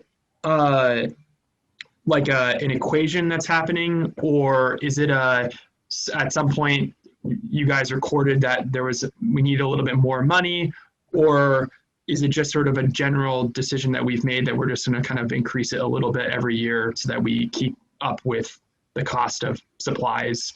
I'm just kind of curious when I see like a little number like that, if it's like what that process looks like. Are you directing that to myself or to the town manager? Which one was that? Sorry. I think I was sort of directing it to the town manager, honestly, Carol. It's not really, I'm not picking on maintenance supplies at all. I'm just using it as an example. Yeah, so I'm sorry, maintenance supplies in parks, you're saying? Yeah. Yeah, so I can tell you that other than in the capital items, or I guess recently also it's been true in training, in areas where we talk about it explicitly as being a place where we want to increase the town's investment. There's a reason why we need to spend more money in a certain area, and instead of trying to do that all at once, we're going to raise it incrementally over a period of years. There are times, good recent examples are training and sidewalks, where we call that out and talk about it, and you say, yes, we see that that's a good idea, and then we do it over a period of time. And so you do for at least a short period, 3, 4, 5 years, you see those steady increases. Yeah. That's really not what is going on most of the time when you see an increase a few years in a row. There might be times when it's a fuel account because of the kind of variables that we talked about earlier related to weather conditions and cost of petroleum products, or other kinds of things that vary like that. Whereas the vast majority of the line items that aren't paying for salaries and benefits are just really steady, rock solid steady from year to year to year. Here's an account where because it's such a small amount of money, $1,500. We looked at we had been spending $1,500. I don't know for sure that the budget was $1,400 before, but I'm going to guess that the budget had been $1,400 steady for a while. And we found that 2 years in a row, we spent a little over $1,500. So you just bump that one to $1,500. Now it'll stay at $1,500 for a while. Okay. So it's just kind of a course correction because you see a couple of years we've been a little under it. And so, okay. Yeah. Yeah, that's really helpful. I'm all for maintenance supplies for the parks. Kind of figured.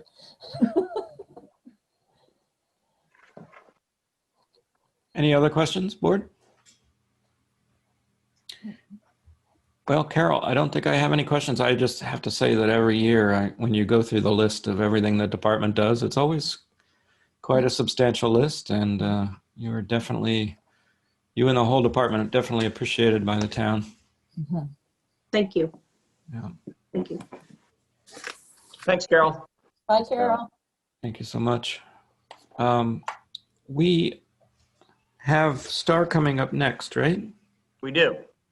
I'm just wondering if we should take our break first, or should we plow ahead. I don't want to have to break Star right in the middle.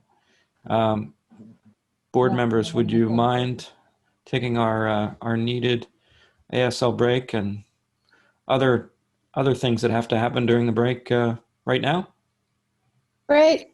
Do you mind if we do that to you, Star, after bringing you on? Fine. Okay. So let's get back at 8:05 if we can manage it. Okay. That sound good? Yep. Thanks, everybody. Hang on. Welcome back, everyone, and welcome to Star, who's going to tell us about the library budget. Star. Hello, everyone. Thank you so much for giving me this opportunity. This is one of my favorite evenings of the year. Don't tell my kids, but you know, I have a captive audience to listen to me talk about the library. What's better than that? So I want to start off by saying, by expressing my appreciation, as you all just have, for Carol. It's been so gratifying and such a pleasure to work with her as a team to negotiate and navigate these new situations. And she has just been terrific as we brainstorm and figure out, you know, how we go forward to best serve the community. So I really am appreciative. I'll start as Carol did and tell you that we have 21 employees, counting me. 7 of those are part-time, or 7 of those are full-time. And then we have a whole array of part-timers that work anywhere from 29 hours a week to 3 hours a week. So it's a whole wide range, and they perform a whole, an even wider range of duties. One thing we have discovered, that even though we have been either partially open or even not open, is that we are busier than ever. We're doing things differently, and we're doing more things. And as you, I'm sure, have noticed just in fulfilling all of your select board duties and obligations, everything takes so much more time, right? Including these meetings, and everything requires a lot more interaction. There's so many more moving pieces that we have to figure out and bring together. So that's been a real challenge. You know, just as an example, you know, it used to be a thing that people would come in, they'd pick out the books they want, they'd bring them to the counter, we'd check them out, we'd have a nice exchange. Sometimes they would ask us questions, and we would help them find materials, help them find information. Usually when they brought their book, when they came to select their books, they also returned their books directly to the counter. Now all that's changed. And now any transaction that we have with a patron to get them a book requires a myriad of interactions, whether it's through email or clicks on the website, or extended telephone calls, or a number of telephone calls, so that an interaction that would have taken between 2 to 5 minutes is now taking us 15 minutes to even half an hour to even longer. And that's for people that are requesting specific titles. If last Tuesday, a week ago today, the Children's Room had requests that resulted in 70 volumes that were requested from the Children's Room, and they were general requests. So it was, could you give me books on trucks and boats for a 5-year-old? So this requires a lot of background work. It requires, you know, investigating a patron's reading, their circulation history, if it's there. It requires knowing the collection. It requires being an expert on child development stages, all these things. So it took all day to pull those 70 books. Whereas in the old days, families would have come in there and they would have gotten them themselves. And then they would have brought their returns to us. Now everything goes to the big blue book drop in the municipal center. And then cartloads of books are brought to the library every day in whatever kind of weather to sit in quarantine until they're ready to go out again. So, and then once they are finally checked in and sorted, now the staff has to take on shelving, whereas all that work was done with volunteers previously. So we've lost all of our volunteer labor. So what we've discovered is, we had these ideas when we first shut down, and even being open on this limited basis, that we were going to get so much done. We were going to do all these big dream ideas that we always wanted to do if we only had the time, but we still don't have the time. But we still have big ideas and big dreams. So even getting a library card, that used to be a snap. Now it's exhausting for both people, for the people giving the library card and the person getting the library card. Another thing that we've been struggling with is printing and faxing and scanning, which is essential. That is a completely essential service at this point. People are filing applications for all kinds of things, and people don't have printers at home, even if they have a computer. Sometimes they only have a phone, and unless you go to each end of town, you don't have access to that. And so we were handling it on a case-by-case basis as people came into the library when we were open for limited hours, and then at curbside. And now we've been working with Courtney, our circulation supervisor. So we've devised a structure, and we're going to be publicizing that to people. And actually, just on my lunch hour today, I was walking downtown and I ran into a patron who said, "I desperately need something printed." And I said, "You're in luck, because we can handle that for you." And so we recognize the importance of these services, and we're constantly trying to think of a way that we can provide them. Matt does a lot of consulting with people on their electronic devices. The demand for that has become exponential, because now everybody is relying on the electronic device and on electronic services. But it is more cumbersome because they can't come together and consult together over the same screen. They have to do it, over a phone call, and explanations and descriptions of what's going on, which makes it a lot more difficult.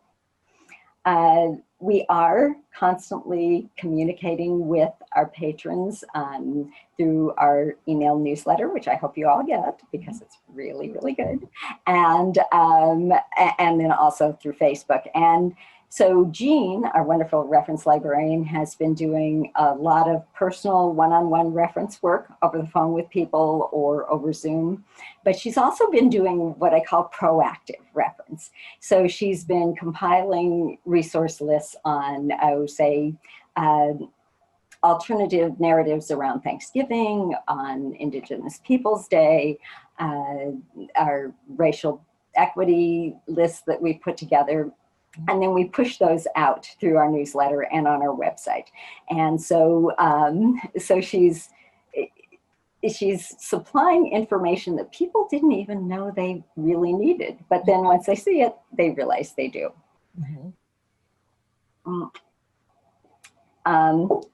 We also, another thing that we would do frequently for people is charge phones. We still are doing that if somebody shows up in town, because you can't go to Mocha Joe's and plug your phone in, or any place really. And so sometimes people get stuck in town and they have no place to charge their phone. So we will accept them. We put gloves on and handle it, and we'll bring them in and charge their phones for them as well. Let's see here.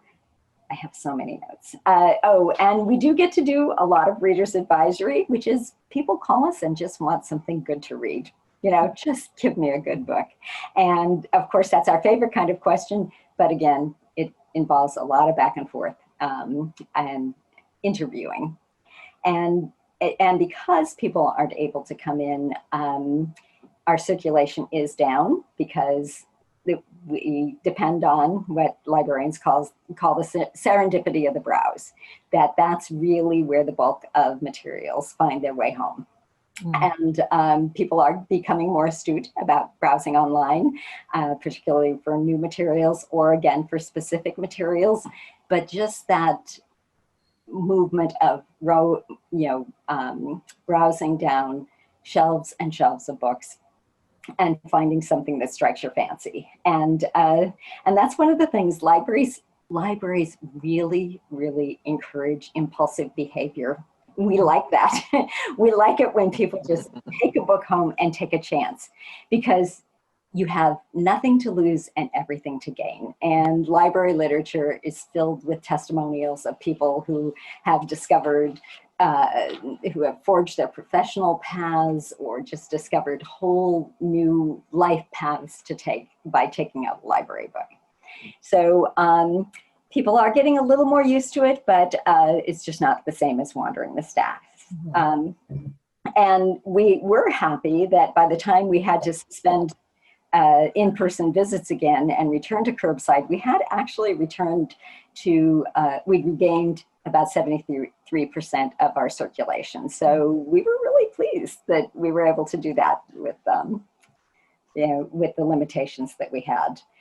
And I will say too, that we really recognize the essential element we play in people's emotional well-being. People come into the library and they honestly, literally tear up at the sense of just being able to be there and having something normal and beloved that they can attach to. And even though we did open up the library and let people come in, we discovered that really people were not comfortable with being in a public space, and we still have so many people that relied on curbside service as well. And we started delivery. So we have 2 staff members who will go out several times a week and take books to anyone who lives within Brattleboro. We did have to make that limitation. And we've had plenty of requests from outlying areas, which I understand, and I'm really sorry, but otherwise, you know, we'd have people on the road all the time. We did a lot to increase our online presence, and we post a lot of activities for families and adults as well on our Facebook page, and we send it out via the newsletter. And then we also have been working, our staff that works at home has been working on compiling a compendium of community service agencies, so and community resources. So we're looking forward to establishing that on our new website and having that be a resource that everybody can contribute to and benefit from.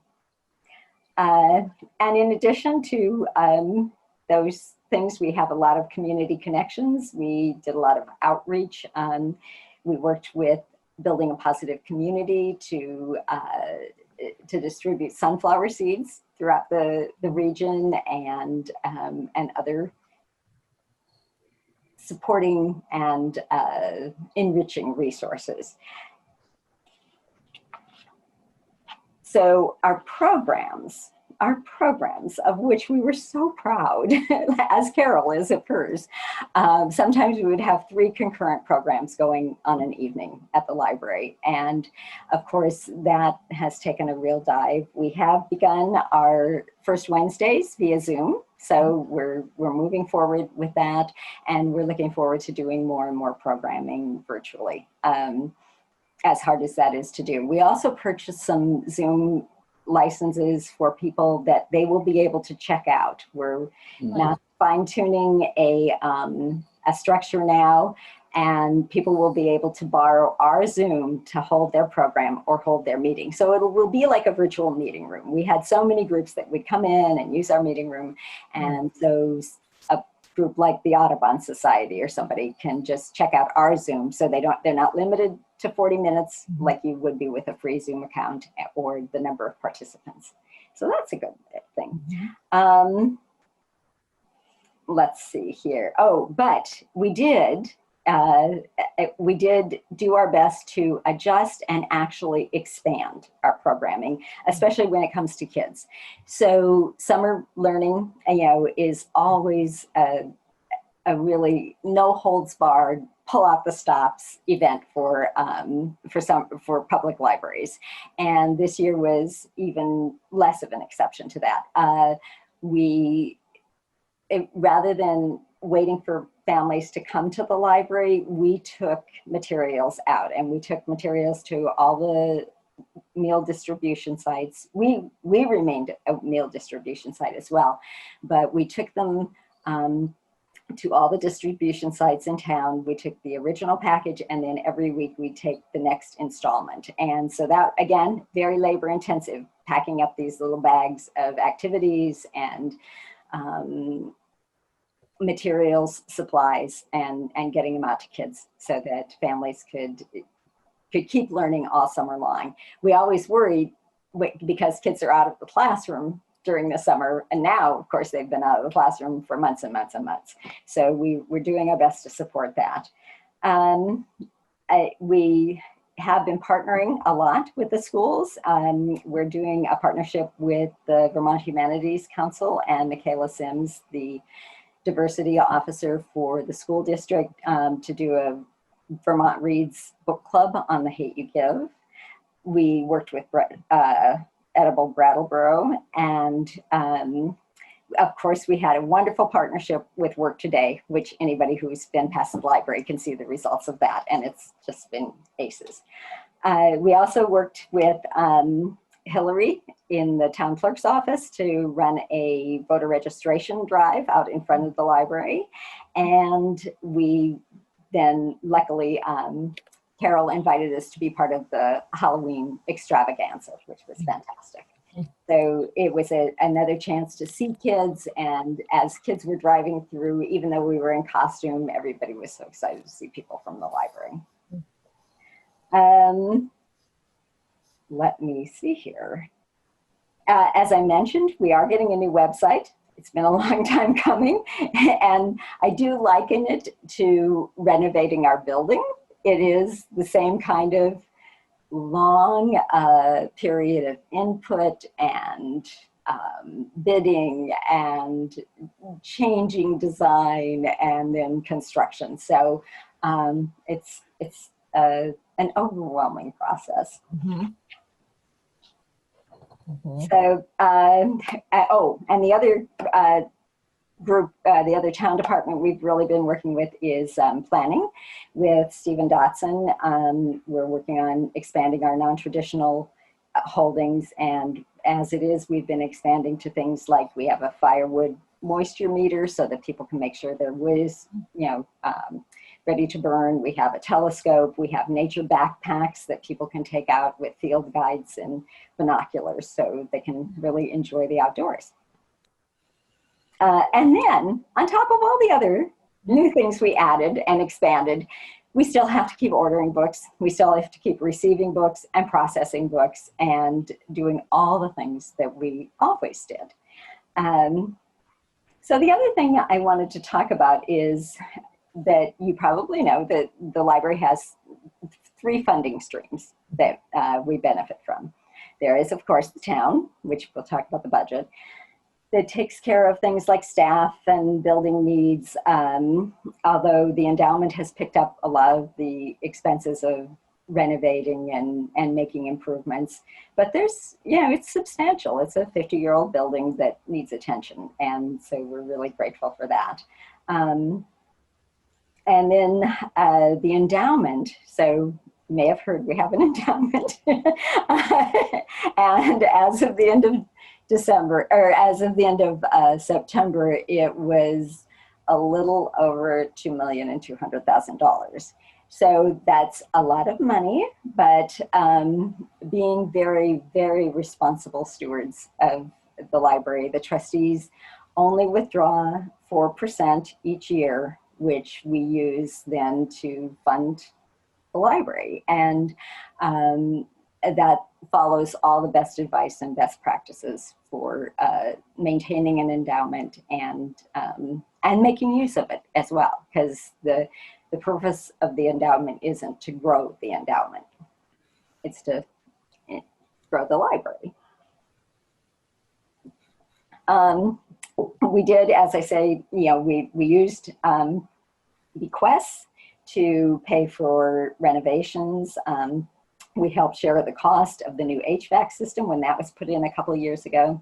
The endowment fund is paying for our new website, And we also used endowment money to switch out all the lights last year to LEDs, which we see reflected in the electric line in the budget, electricity line. And then we have the Friends of the Library. So the Friends of the Library is our fundraising arm, and they provide us with funding for enhancements, things that are sort of outside the scope of regular library expenses, but are so important to the community. And so they also provide seed money for new projects to take on, they brought us the seed money to start Canopy, which I know Tim enjoys Canopy. So they will bring us money to start a service going, and then we see if it takes, and then we work to find money in the budget to absorb that. They paid for our telescope, which is really fantastic. They pay for Acorn TV. They pay for laptops for public use, which actually that's what I brought one home to do this meeting tonight. They also fund the Foundation Center, and this is really, really important. It's really expensive. It's an expensive database, but it is a resource for not-for-profits and for individuals to find funding from foundations. And we are the only site in Vermont that still has the Foundation Center, and that's thanks to our friends. And we do have people come from Massachusetts, from New Hampshire, from New York State to take a look at this, because it is a really, really valuable resource. And in fact, Sue is working with Jean right now to do some research in the Foundation Center, and Stephen Dotson has also used it extensively. So we're really lucky to have that. So thank you to the friends. They also bought signs to put in the window to keep community spirit up. Mm-hmm. And they're going to, they will be purchasing launch pads for kids, which are tablets with curated educational electronic games on them and learning experiences. So kids will be able to take those home and work on those skills as well. And they just basically do things to keep the community engaged, like paying for Constant Contact, our newsletter, and the new book alerts. So, but I do want to say that even though we are talking about the budget and money, the donations aren't the most important thing to me. That really, really, my top priority is that everyone in this community, everybody benefits and profits by using the library. So we will be embarking on a process for a new strategic plan starting early next year, and we will be seeking community input, and we really want community input from every corner. So we'll be doing a lot of outreach about that. We'll be forming a a committee that members of the public can be on as well, and we're going to be looking for really how we can best support this community, because we really all do still believe that we can save the world through libraries. And you may think I'm a dreamer, but I'm not the only one, because I have a heroic staff behind me, and they put service ahead of their own anxiety and concern in this pandemic. I have a fantastic and supportive board that supports that staff and respects and honors our expertise. I have fantastic town colleagues that I can go to for advice and help and support and guidance. And and then I have this wonderful community. And so they're all part of the dream. And that's why we do what we do. So now, do you want to talk about the budget? Page 10. What was that, Peter? I said page 10. Yeah. Thank you. Sure. Yeah, Star, that was great. I'll let you move on unless anyone has a comment. We can always circle back to all the great activities you're doing after you. Do you have lines you want to speak to specifically, or? Well, I thought there were some things that you guys might be curious about. So one is computer equipment maintenance, and that's a hefty line, but the description is not as specific as it could be, because much of that line is actually used up in resources that are library operational electronic necessities, shall we call them. So the fee for our shared catalog and circulation system, that's part of that. Our subscription to OCLC, which is the authority database for cataloging, which our cataloger has to have in order to do her work. Luckily, we share those expenses because we're part of the Catamount Library Network. So it's much cheaper than if we had to go it alone. But those are some of the things that go under that line. Also, our security system for our public access computers, which we need to have, obviously.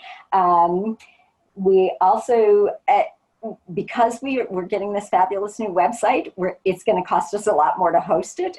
In the old days, we had kind of a sweetheart deal where we were paying $245 a year to host our website.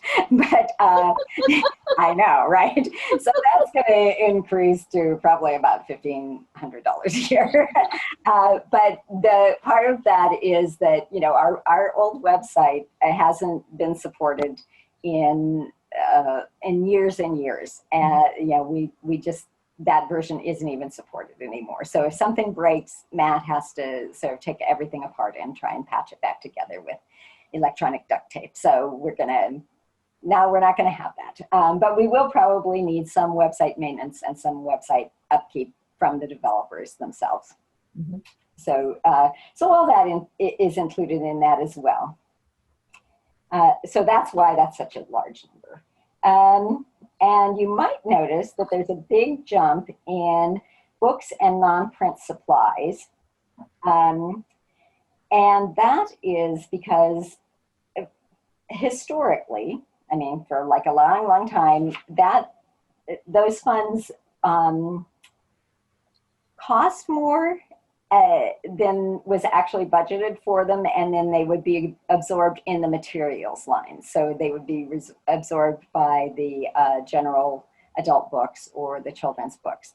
But I felt this was a more accurate picture of really how much we have to spend on that. And even that, those processing materials, a lot of that goes to our book distributor. We order from Baker and Taylor. We get about a 42% discount, which is really, really good. They do the processing. So they cover the book jackets with mylar covers, put the book pockets in, all that. Mm-hmm. And that's all outsourced, and we get great economy of scale that way. So, but it is expensive. I mean, it's not nearly as expensive as hiring somebody to do it here, though.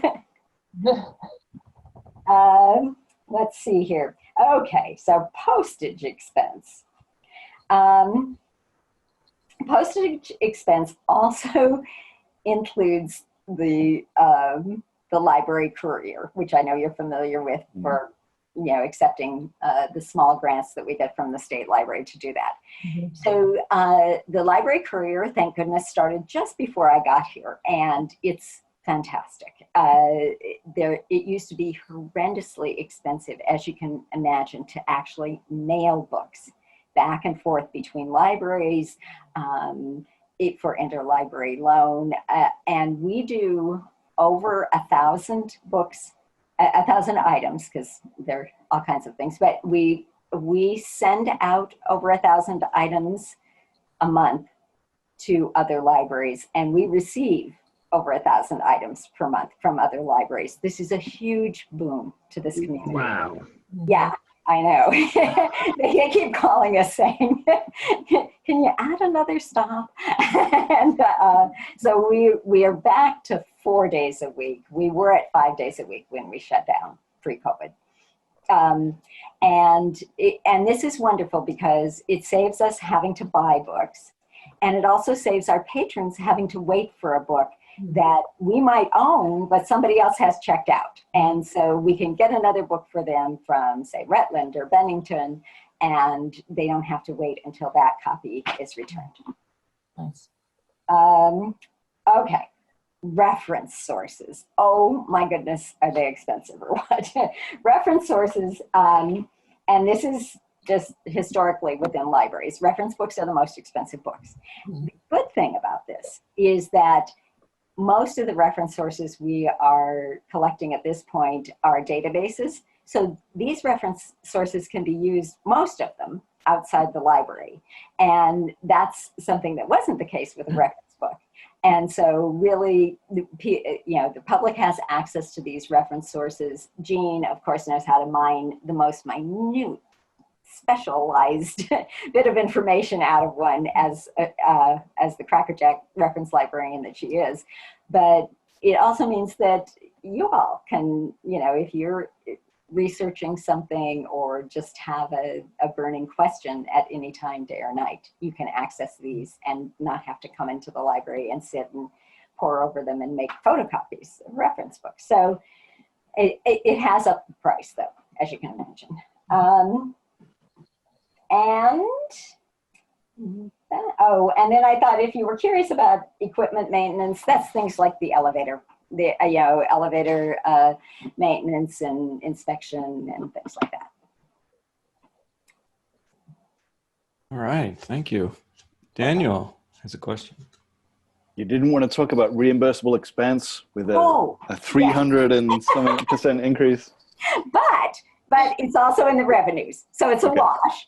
And that is, okay. Oh, I'm so glad you reminded me because I missed this somehow in my notes. So our board, 2 things here. That covers the Design-A-Plate program. The Design-A-Plate program is a beloved part of this community. I see Elizabeth nodding her head. She probably has some in her cupboards right now. And so the Design-A-Plate program, it happens annually. It is pretty expensive. As it is, the library subsidizes the cost of the Design-A-Plate program, but kids come, they draw a design, and then they get it made into a plate to keep forever. And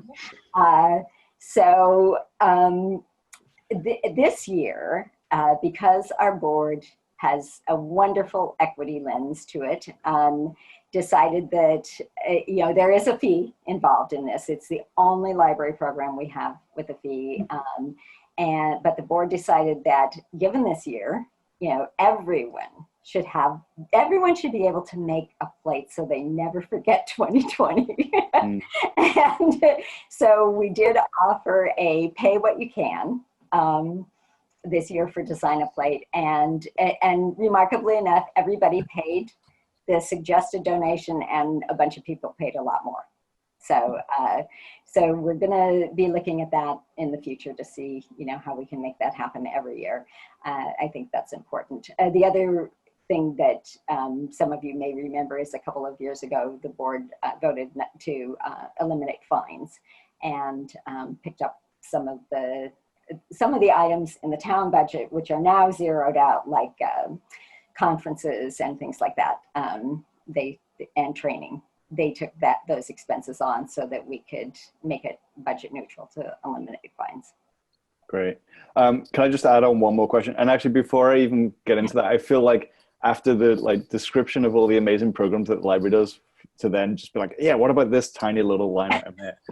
Is the wrong way to go about it. I truly believe, sort of similar to how Brandy kind of experiences rec and parks, like for me, the library is like the thing that the town provides that is like, the kind of the jewel. And, and Sarah and I miss going to the library regularly, and she makes good use of that courier service, I'll tell you. And, I really appreciate all of the ways that the library serves the community. And it's not just about books. I mean, it's, in some ways it's even barely about books, But my question is, in actual fact, about books. And I think you kind of already answered it. So in the budget lines, I see there's $6,000 for books general, $9,000 for juvenile, $2,000 for young adult. I'm presuming that's not all you spend on books. That's right. Okay. Yes. So the trustees also pay for a lot of materials. And this is what happened, again, before I got here. Can't take any credit for it. But when the Reed bequest came, the trustees recognized that the most important thing they could do was to restore hours and give people access to the library. So they agreed to take on a lot of expenses because they can't pay staff. But so they took on materials so that staff could be reinstated so we could restore open hours. And so, yes, the library, so the books general line is $20,000 from the trustee budget. And it's significant for young adult and children's as well. And I just want to point out too, you know, our families use the library so well that really the children's circulation is about 45% of the adult circulation. I mean, 45% of the total circulation. So Right. there's only, yeah, it's like 55-45. So it's pretty impressive. Great. Thank you. Ian. Star, thank you so much for this presentation. I'm not going to nitpick anything. I actually wasn't even, I just thought about something that I wanted to bring up now. So on my walk from work and back, walks through the municipal parking lot, down the stairs, across the traffic circle.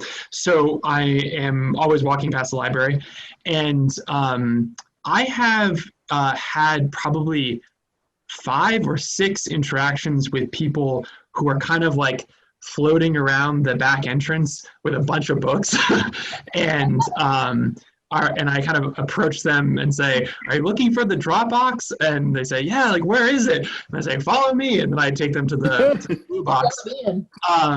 And almost every time, so like probably 5 of the 6 interactions, they've been new people to Brattleboro. They've been here 6 months, 5 months, and they just had no idea where it was at all. So I'm wondering if they're missing, there's like some place where there's a communication that's being missed where they just don't get that information of where the Dropbox exists. So thank you. And it's a constant thing. And even people who have lived here for ages and even people who have used curbside for months will still show up at the front door and want to give us their books. And, you know, we encourage them to use the book drop, but, you know, we're not going to send somebody, you know, hiking up there. We have put, you know, I don't think we've done it in the last couple of weeks, but we were putting bookmarks in the books that people pick up at curbside with a little map. And there's a big map on the front door, which people will look right at and say, "But where is it? What does it look like?" And there's a big picture of the book drop. So, you know, but information is our business, so we're happy to impart it. And so, yes, it is. It is a constant struggle, and I thank you for doing that service for us. And we will keep at it. We did a big campaign on our on the website, again with the map with the red X, and also on our newsletter. But you know, we'll revisit it again. And once people know, then it's so much easier because they don't even have to get out of their car. Yeah, they can park. Exactly. Okay, I'm glad. Okay, I'm actually kind of glad to hear that it's not. I was kind of worried it was something about people being new to town, but it sounds like it's just okay. Oh yeah, it's everything. Thank you. Brattleboro. Yeah, it's a great way to welcome people. My other question was the outreach initiative that you guys are going to do in January. So is there do you guys have the numbers currently on the percentage of Brattleboro that uses the library? And if you do, do you have sort of a target or is that going to be part of the conversation coming up? Yeah, so we're just going to start, we're going to have a planning committee for planning starting in January, because it was a really long process, as you can imagine. Yeah.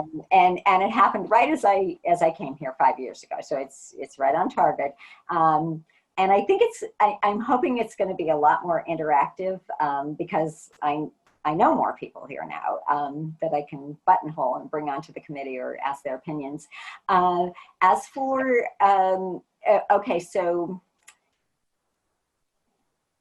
our active cardholders are a little over 6,000. We did go through the system. There were some people that had been in there and hadn't used their card in 12 years or whatever, you know. So we sort of, we did a distillation, and we retired, we sunsetted all those people that hadn't used their card in 3 years, because we thought that was more accurate. And because some of the services we subscribe to base their fee on how many active cardholders you have. So I don't want to inflate those numbers. Before, it was about 10,000. So we got rid of a bunch of people. And now that doesn't distinguish between how many people are out of town cardholders, because we do have quite a few number of those as well. But I could find that out for you. And as for a target, well, I think everyone should have a library card. Give them away at the maternity ward, for goodness sake. Yeah, I walked into that one. Fair. Thank you. Thank you very much, Star. Yeah, thank you. Brandy. That was such a good presentation, and I got a little bit emotional because in my last job, I set up in the library literally during my office hours, because where the hell else would I be? That's where everybody I needed to see was. So, and then also just to kind of have that, you know, joint collaborative thing. What I always have liked about you is you never came into this just saying, yeah, it's our job to serve the whole community.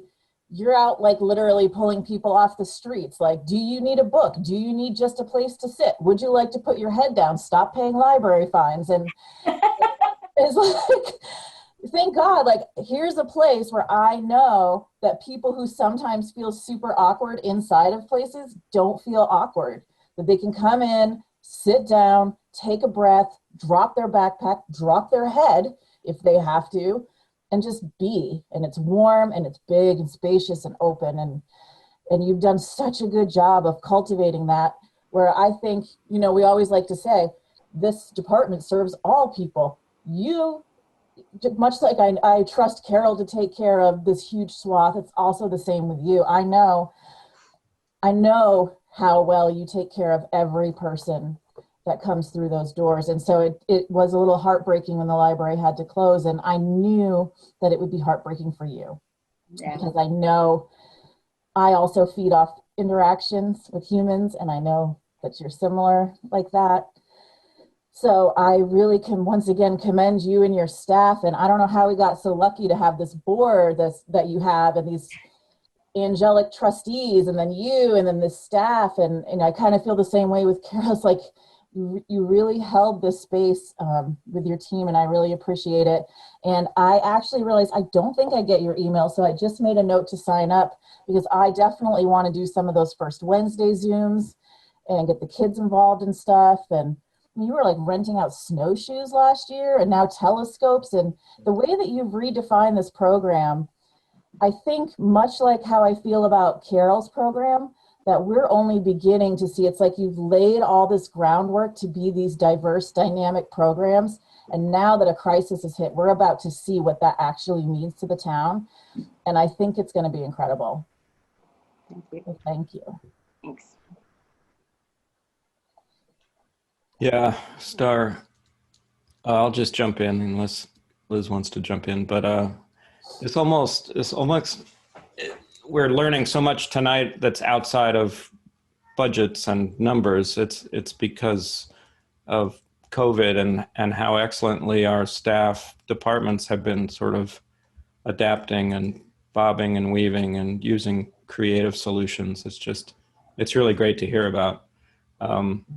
The couple comments I had was, well, first of all, it's dangerous to say to me that you do general requests. It never occurred to me that you could, I mean, obviously when you're there, that's the whole vibe, but what I'm doing is hunting and pecking for a book that my son will like, you know, only 3, so his standards are not super, you know, high yet, but I'm going to Amazon to look at reviews and then seeing if you have it or if it's nearby. And it never occurred to me to just call someone and say, hey, what, if you're into excavators, what should I go for? Oh, absolutely. We've got it. I know. Yeah. You do. And we get 9 or 10 at a time. And I sometimes feel guilty at that. But the deliveries thing is just amazing. I didn't know you were doing that. And I should have known that, I guess. Terrific. And just so much appreciation to how you and your staff are adapting, and personal appreciation to you for that John Lennon quote, because anybody who's a fan knows that it's the 40th anniversary today. So of losing that man. Right. Anyway. But really, you can quote John Lennon 8 days a week, right? Star Ian doesn't get it. It's an old song. With the I get it. I get it. Liz. Well, I just wanted to add my congratulations and thanks to Star. But I also think it's just so interesting how everybody's changed and accommodated and become flexible. And of course, the library is no different. And I remember last year, Star, I guess it was last year, maybe, that you were talking so much about the kind of electronic and technical aspects of the library, which were so interesting. And now you can see that that was laying the groundwork for everybody's expanded use, from home. And so it's really a wonderful thing. And I bet you there's a lot of people who use the library that you don't know about, like you can't capture. Yeah. And so there's the potential that post-COVID, they'll come into the library and get a card, but right now they don't need one. But it's just amazing to me that you understand that people's needs have changed so much, and you're the bridge essentially to the modern world for a lot of people. And that's just come in so handy now that I appreciate that work so much. Thank you. Absolutely. Well, board, if you don't have any further questions or comments for Star, we're going to let her go with our appreciation. Bye, Star. Thank you. One more. Jennifer Brunell. Yes. Town Assessor. Hi, Jennifer. Hi, everybody. Hi, Jennifer. How are you? Well, thank you. I am so glad that I had to have my time changed to now so that I could hear everybody's comments. It was great. And Star is always wonderful. Mm-hmm. So we're a small office. I'm Jennifer, Town Assessor, for those who don't know me. We're a small office of 3 assessors, myself, the assistant assessor, and assessor technician. There are 3 elected listers whose role it is to hear grievances and decide the outcome of those hearings. We're responsible for the maintenance of the grand list, assessing residential and commercial real estate properties, as well as personal property. We also are responsible for the business licensing and maintaining the online maps and coordinating our office data with those maps. process the state programs, current use, and homestead declarations. I prepared this budget with the main focus on a change to the hours for the assistant assessor position, going from 30 hours to 37.5. Part of the reason for the increase in hours is for improvement of our daily operation, permit processing, real property updates, improvements to the personal property, record keeping are just a few items. We're also anticipating new grand list software provided by the state to roll out in 2022. This will require training and new procedures to be established. The other reason is to prepare for a reappraisal that is needed, but it's not mandated by the state yet. I'd like to get ready in the event of a mandate or upon a request from me.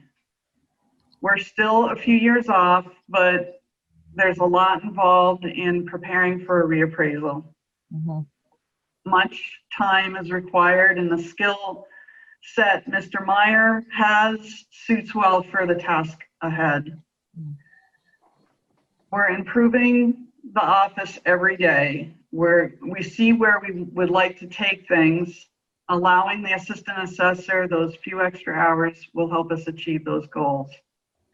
The budget is roughly the same as last year, with decrease in professional services, and those are similar to planning.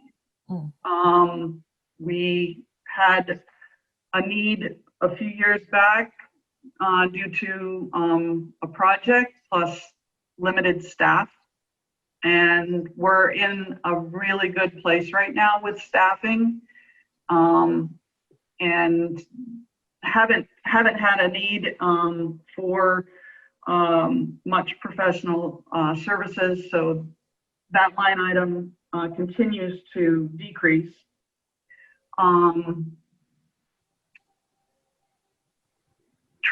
Also transportation and training. Some of the reason for the decrease in transportation is also similar to planning. We're doing a lot of courses online. I have a feeling that there's going to be, after COVID, we will continue to do some of our courses online. I think that it's been helpful for a lot of assessors and listers to attend these courses in this fashion.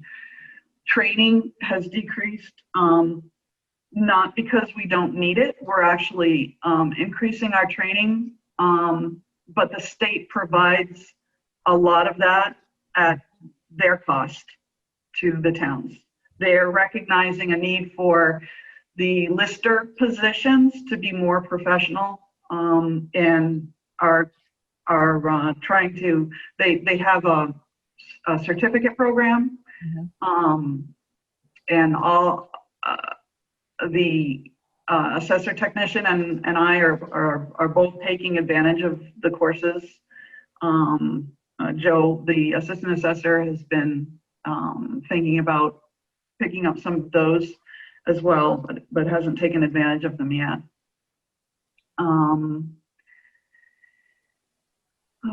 Let's see. So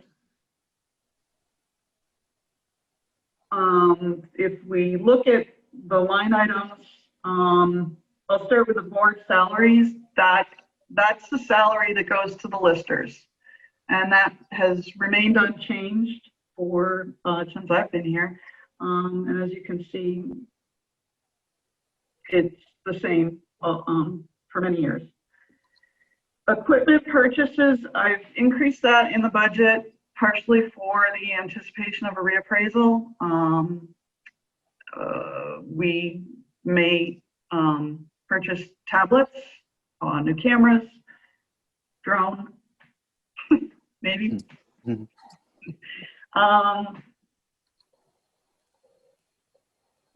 I spoke about the professional services and training conferences. That's basically our material. Were updated statutes books when statutes are updated. We have to put the annotated some other programs that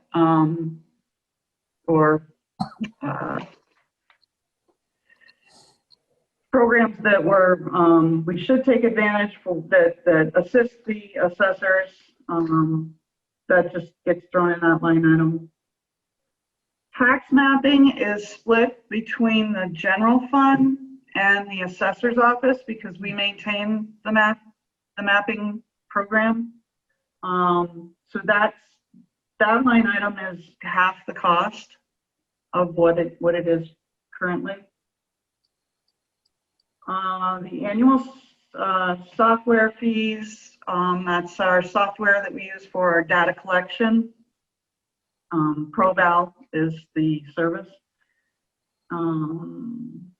Postage. I'm trying to get that down. I kept the line item the same, but I'm working to do more. Less mailing for business license. We do the business license program, and we're gearing towards emails, less mailing. It's working very well right now. So that I have a feeling that we'll come under that budget.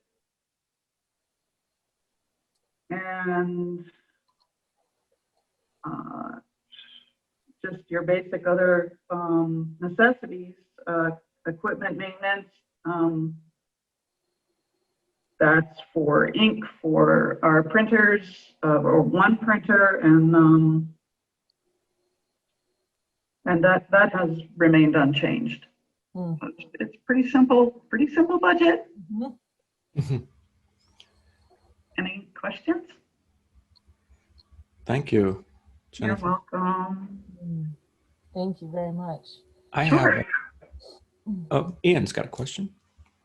Hi, Jennifer. Thank you very much for your presentation. As one of the members of the Board of Civil Authority, I really appreciate the work you guys do. And I am just curious, so it's been 10 years since the last, and I can finish that. It's been 10 years since the last grand big assessment. And I'm curious, how many years was it mandated by the state from 2010? What was the one before that? I do not know. Oh. I do not know. So what triggers the reappraisal is there is a study that's done by the state, and it is to collect sales data, and they work with valid sales. So if you're transferring to parent to child, those are thrown out. Those are not considered part of the study. So they have to be an arm's length sale, and we validate. We participate in that sales study, and sometimes there are questions that the state has and asks us, why did we think this was not valid or valid? Usually it's not valid. Why do you wish us to throw this out of the sales study? So the sales study is put together annually. It is based on 3 years, going back 3 years, and the current year. If your common level of appraisal is, they changed it, is less than 85, then that would trigger a reappraisal. There's a coefficient of dispersion as well, and if that is, I think it's above 20%, then that also triggers one or the other could do it. Currently, we're at 13 for our COD, and our CLA is 101. So the state isn't going to, right now, the way the numbers look, tell us, to have a reappraisal. There was a time when the state, and I'm not positive if it was the state said that after 10 years you have a reappraisal, or if it was just an understood time period. Mm-hmm. That went away, and they're bringing it back to the table to have a conversation as to whether or not they will mandate towns that have gone a period of time. They couldn't come up with a time period, whether it was 10 years or 7 years, how long a town should go before they get a reappraisal. Right now, it is just the numbers that dictates that townwide reappraisal. There are other types of reappraisals. There's a rolling reappraisal. A town can adopt that if they like. You can do a statistical update if you like, or a partial reappraisal, or you go with the full-blown townwide reappraisal.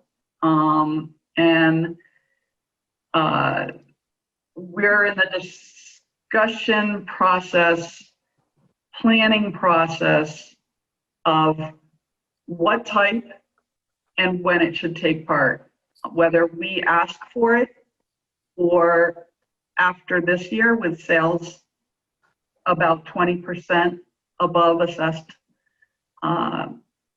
if they're going to ask us to have one. We'll see. I think our numbers are still going to continue to be okay. That's really informative. Thank you. Interesting. Liz? Yeah. Well, I just want to say that probably Ian and I are most familiar with your work, which is generally obscure. But I just wanted to say that, what I've witnessed is great care and responsible action that the board takes in every aspect of their work. And I thank you for it. Thank you. Surprised me. Ian?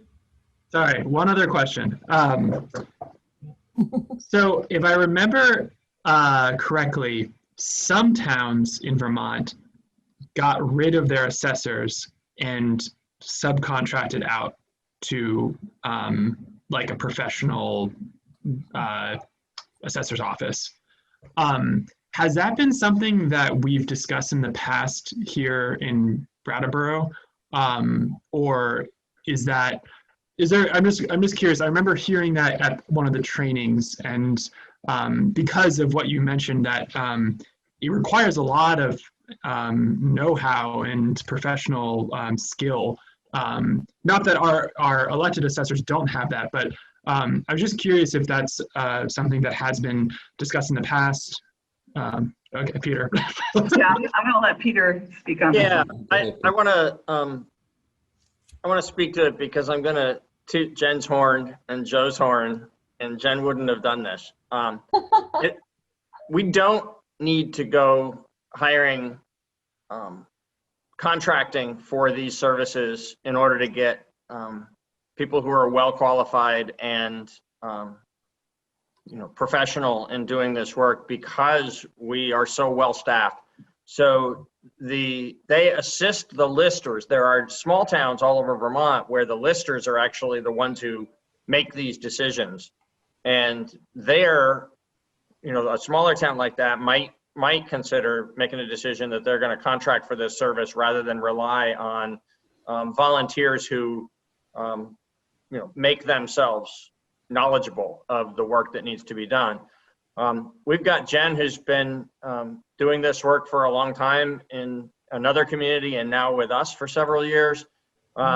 And Joe, who's been a private appraiser for 25 or 30 years and has been with us now for about the last 3 or 4 years. They're an amazing team.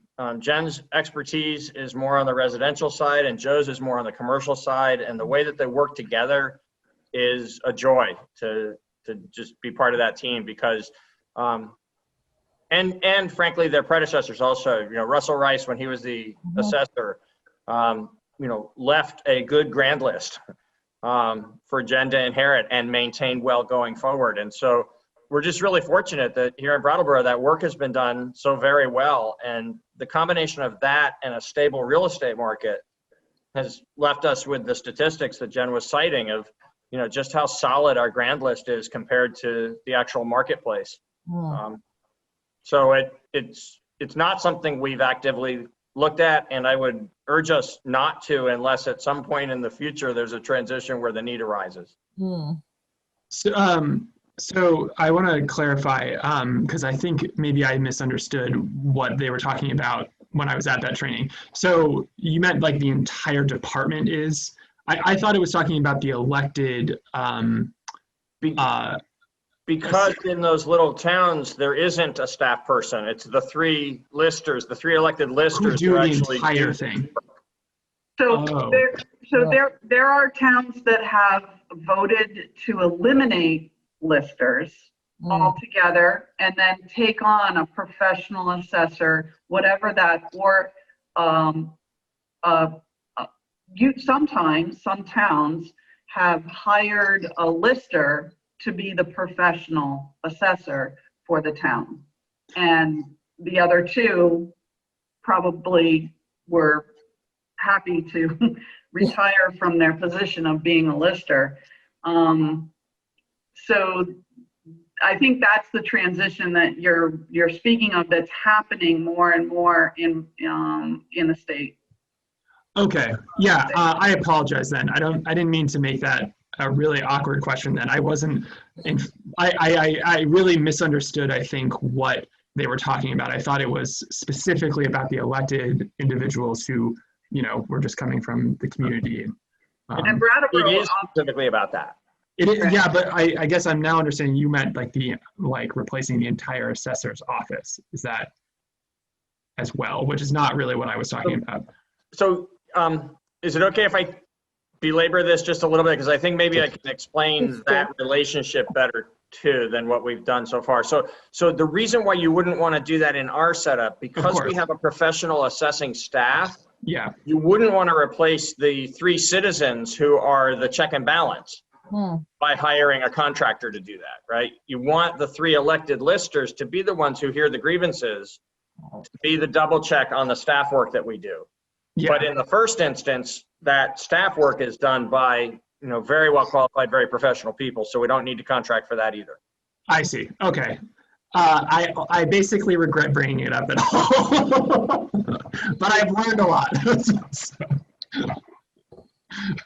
Thank you. I'm glad you did, because I'm learning and everyone's learning as well, along with you. Brandy. So first I want to address Ian. So Ian, when Tim and I came on the board, we came to a board that encouraged us to ask every single question, and we kind of took the shame out of it by, calling it newbie questions. And I think because of that, I don't know how Tim feels, but I feel like, so at this point, I feel like a veteran because we were really allowed that entire first year to do that. So I'd encourage you to consider thinking about it in that way, because I think we were really lucky in that. Yeah, I think we took 2 years, actually. We might have. I still do. Jen, that was a really interesting presentation. And Liz is right. Your work tends to be a little more obscure to me than, say, maybe Carol's or Star's. So I really appreciated that. And what Liz said about the way that you handle yourself doesn't surprise me at all, because from the first time you ever started attending our board meetings, you brought this air of, you're kind, you're calm, you were detailed, you were informative, and you just kind of it's very easy to be at ease around you and be like, Jen's got this. She's a nice person. She's a smart person. This is great stuff. And so to hear Liz's feedback is not surprising to me at all. Thank you so much for, it's even more obscure now that I don't get to actually see you very often outside of tonight. So it was really good to see you, and thank you so much for the work that you do. Thank you. That's very kind. Thank you very much. And I almost hesitate, but I have a very probably easy question for you. And I apologize because, well, somewhere there's a constituent out there that I promised to get back to and I didn't. And you speaking made me realize this. Because I'm old school, I always pay property taxes either through the mortgage company or with a written check. But there is the option for residents to pay property taxes with a credit card. Is that correct? Oh, boy. That I would be believe a different so. department. It is a different department. I know that the town accepts credit cards. Yep. In payments. Okay. Yep. Sorry, I shouldn't have even brought it up, but it's that problem when things pop into my brain that I can't. Sounds like Peter wants to answer that question. No, because Peter would if he knew for sure the answer. My answer is I'm pretty sure, but I'll need to double check and then I'll send you an email tomorrow. That's fine. So I know that you can pay for your business license online with your credit card. Yes. Yes, I do that every year. Sorry. Thank you. I'm sorry for that. That was more of like the brainstorm that I had to get that out. That's okay. But I'll follow up with Peter. Any other board questions? Well, thank you, Jennifer. Thank you. Thanks, Jen. Yeah. Peter, we do have something else, don't we? Yes, we do have one more. So when I presented the overview of the budget back on the first Tuesday in November, I gave a brief summary of the what we proposed for funding for the website upgrade. Yep. I'd like to restate that. It'll take me just 2 or 3 sentences. And when I did it at that time, Ian in particular was interested in asking some follow-up about this, asking, when are we going to be able to discuss this website project? And so we all talked about that for a minute and agreed that tonight we would add it to the agenda so there could be some discussion. So I don't have anything more to offer than what we did in the overview, but I'm happy to be available for the discussion we're about to have. The overview is that we all know that we're way overdue for an upgrade to the website. We're not just going to try to take our existing website and make it better because it is built on an obsolete platform. So it needs to be replaced with a new website. And there's probably myriad combinations of ways you could go about this, but there's basically 2 ways that you go about such a thing. You buy a platform upon which to build the website if you have relatively standardized needs, or you build a unique website if you have a need to be more unique. But that of course comes with a couple of different drawbacks. It is more expensive to build in the first instance. You rely on hiring a website professional who builds something according to what you describe as the thing you're shooting for. They make it happen, but then because it's all built from scratch, it all has to be maintained in a unique manner as well, and that is costly, and you become dependent upon the folks who built your website. Because we're a municipality and because there are several different vendors who offer sort of standardized platforms upon which municipalities build websites, it's pretty common, unless you're a large city with a large IT staff, that you use one of those services and you build your website on it. And that's what we believe is going to be in the town's best interest. It's going to have a longer lasting benefit in terms of achieving better communications at in a more cost-effective manner. And so the difference is the cost, because there's different platforms, there's some variation to the cost, but they're all pretty inexpensive to buy that basic tool and then build on it. The building on it has a cost. But we're talking about maybe $10,000, $15,000, $20,000 to to go that route, and then building the professional services on top of that that we'll need to help us actually use that tool and create a website that then we can maintain for ourselves. The going the other route, you can easily spend 6 figures to build the website from scratch. We've learned from some other municipalities' experiences, and we've learned from the library's recent experiences that Star was talking about. And we believe that, you know, while there isn't, I can't defend the number as having been calculated, it's definitely just sort of a reasonable placeholder. We believe $75,000 is a really good starting number. We may get the project done for that. We may not get the project done for that. We'll go through that process together later of deciding exactly how to proceed. And once we get making those decisions together, you know, we'll find out whether we can come in under 75 or whether it may cost something more like 100. But because we can't know for sure, Patrick and I worked to try to, you know, provide a number that we thought would provide substantial professional services wherewithal to build on a standard, relatively inexpensive platform and do this right so that we can have a new, modern, maintainable website to better serve the community. And that's where our 75 came from. It's not a scientifically calculated number. Makes sense. Saw Liz just before Ian's hand come up. Peter, when you've made some of these decisions and you've gone a little bit further down the road, will you report back to us about what your thinking is? Yeah, we'll be making those decisions together. So this will be money we would spend in FY22. So it won't, the work will begin next summer, and we will give more thought between now and then to how to move forward with it. But we'll be coming back to you to talk about that and make sure that we're on the same page about it. And then you'll be making, for the contracting part of this, you know, you'll be approving the expenses. So we'll be teammates in it all the way through. Thank you. Sure. Thanks, Peter. Ian? So first off, I'd like to thank the board for taking a little bit more time to talk about this. I really appreciate it, and I think it's an important discussion to have. So if you'll all just bear with me for a minute, I just want to talk about sort of take us somewhere. So I sort of consider the investment that the town is making in a new website that we are all in agreement about, I think, as on a larger scale, a broader point is an investment in how the town engages with the community and how it interfaces with its citizens to make sure that people are able to access material and information. And with that in mind, I want, as I've been thinking about the website and as we are moving forward with this discussion, I'd like to propose that we send some additional work, staff work, to be done around the website and this sort of process. And I'll explain sort of what I'm thinking.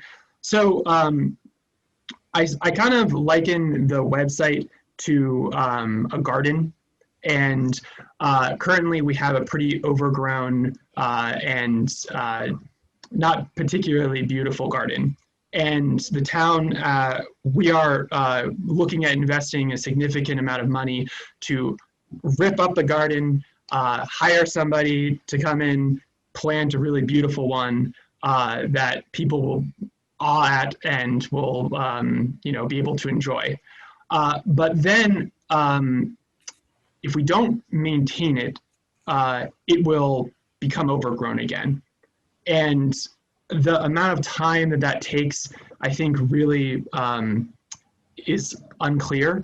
But it's, I think, at this moment where, as policymakers for the town, I think we should discuss the idea of how the website will be maintained, how information will be brought to it from the different departments and everything. And then also how it's kept up with the type of IT work. So I sort of liken it sort of to asking the town whether there would be a position or an expansion of a position that would incorporate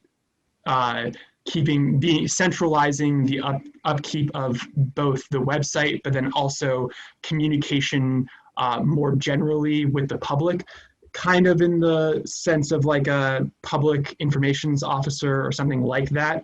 I know that CCI is the company that the town currently contracts out a lot of IT work with. And one of the questions would be, could we have some savings with having somebody on board who does some of the IT work that would be with the website, or seeing if the contract that we have with that subcontractor could be expanded to incorporate additional website maintenance and upkeep. And, you know, I think at the end of the day, it's basically the website is only as good as how up-to-date and accessible it is. And in a decentralized system of website and public interfacing, I think we run the risk of that usefulness very rapidly decreasing. And so that's kind of where I'm at, and I'd like to discuss with the board a little more. Brandy. So I've had the pleasure of being a website girl in probably my last, I don't know, now 11 years of some of the work I've done. There's different ways to do it. I know what you mean, because websites are built with certain formatting. And so there's things you need to know, like if you try to copy and paste from Word and drop it into a website, you're going to screw up that formatting because Word has hidden formatting. So you should use plain text. So you could have a centralized person. You also could have somebody write an SOP that has instructions like always use Notepad. Well, actually Notepad still has hidden formatting, but it's not as much formatting as other things. But you know, this is how we do it. This is the color we use for headings. This is how we write the body of the text. So you could have an SOP and a training, and then it could remain decentralized, but with a standard. I do recommend keeping the IT outsourcing, and frankly, because if we were ever to expand hours or hire a staff, hiring an IT staff is so much more expensive than hiring a communications associate. But that's just my feedback, is I've seen it done both ways. When I worked at the bank, I updated the website. So you had information, you want it on your page, you gave it to me, I had a marketing standard, I'm the only one that touched it. That to keep it clean, basically. And to keep it from like having redundant stuff on different pages, and then you're like, oh, I updated it in 3 places, but shoot, I forgot it was on this page, and now that one page is out of date. I've done it that way. I've also done it the SOP way at smaller places where it's like, this is the only way you update it. No questions asked. So I do hear the concern. I've seen people break formatting on a page, and it's a real problem. Yeah, go ahead. I'll just, first off, thank you, Brandy, for that. That's experience that I don't have, and it's really useful, I think, for this conversation. And I want to just clarify that I definitely I'm not advocating for getting rid of that outsourced service. It was more maybe part of that staff work would be, is there any kind of, would a position like this, or could there be a way where there could be savings because we're not relying on everything they're doing currently? So just a modification of the contract, because I completely agree. Yeah. I'd like to give a quick answer to that because I think it'll save time for the board, and then I'll continue to sit back so that you can have your conversation. The nature of our contract with CCI is such that they don't get involved with any of our website maintenance, and we wouldn't expect that they ever would do that. So I think your conversation would, for the reasons that you've indicated and Brandy has confirmed from her professional experience, would be focused on the communications side of this, not the IT side of this. Thank you, Peter. Sure. Liz? Well, let's take Ian's gardening metaphor and let's not get too into the weeds. Let's talk about, in terms of maintenance, maybe some mulch and then we see what sprouts. But I detect a similarity in this discussion to the discussion that we had last week, because I believe that the marketing plan for the Downtown Business Alliance and the Love Brattleboro suffers because it's not being proposed is to not being dynamically maintained. And you want the same sort of dynamic maintenance for the town. So I just wanted to point out that similarity. I agree. Yeah. I also don't want to be involved in any way at the board level. I think no, it's not around because you know your staff best. And yeah.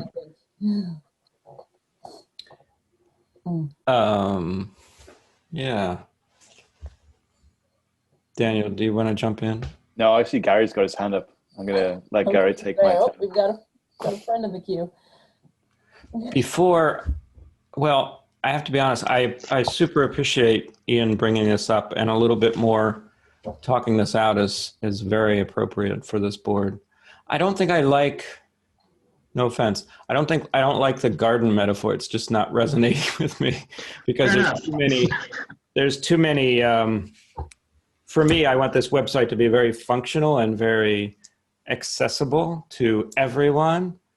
And gardens have so much, different priorities versus you could have a food garden, you could have a beauty garden only, you could have a shade garden, so that's why I have a little disconnect on that metaphor. No offense. Rocky is going to have a lot of fun with this. What's that? Chris is from my Brattleboro is going to have a lot of fun with this. I just had a vision of reading the minutes, minutes.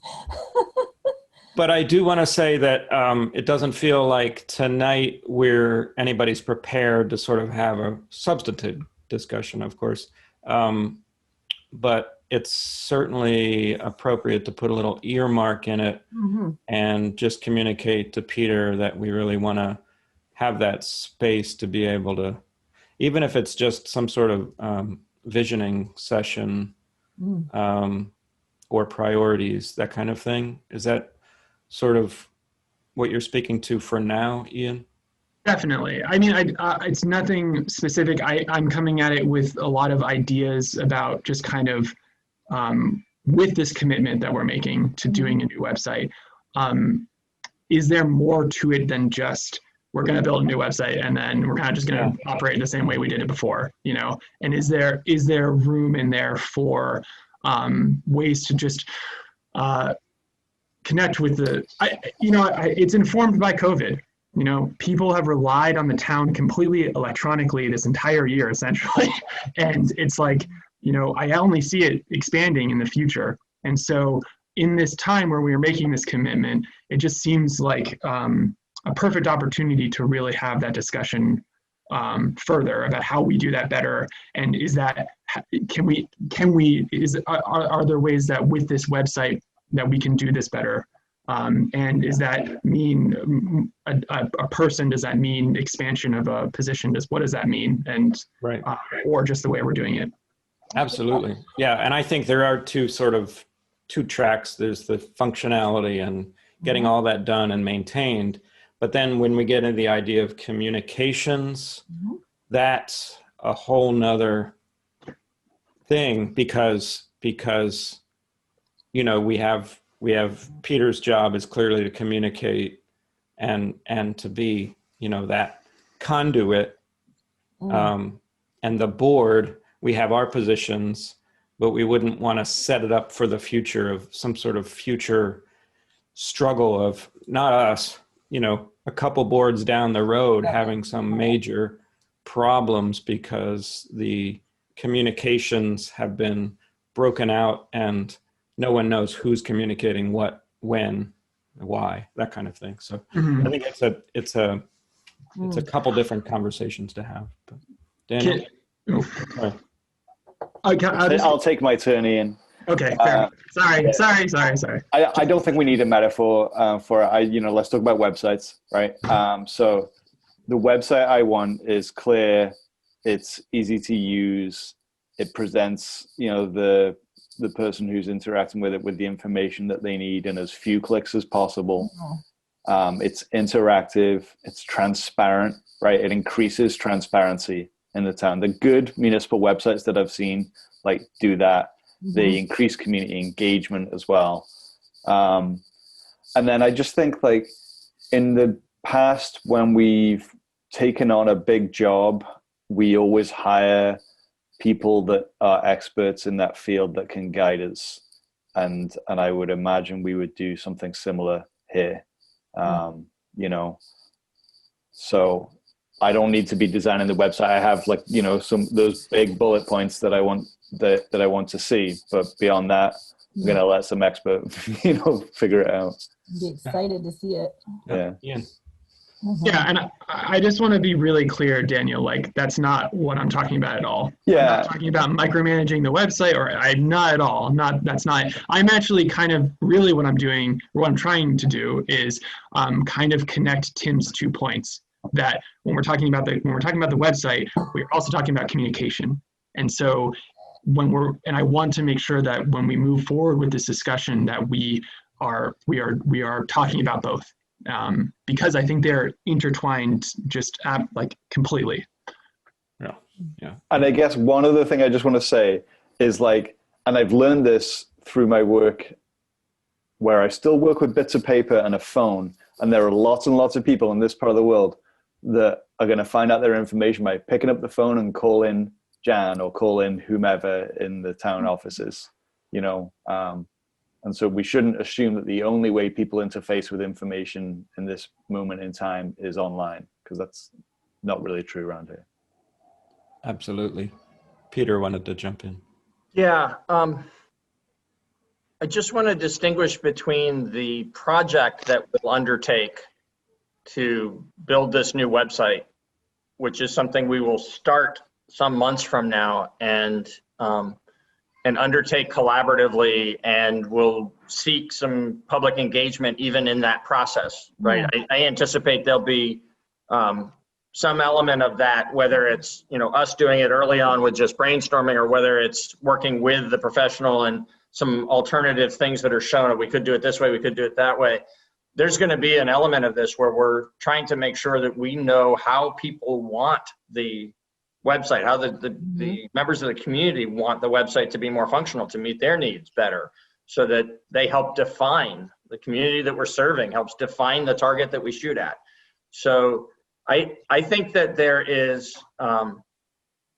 that piece of this has a lot of room for creativity, and also some really practical structural or framework kinds of pieces to it.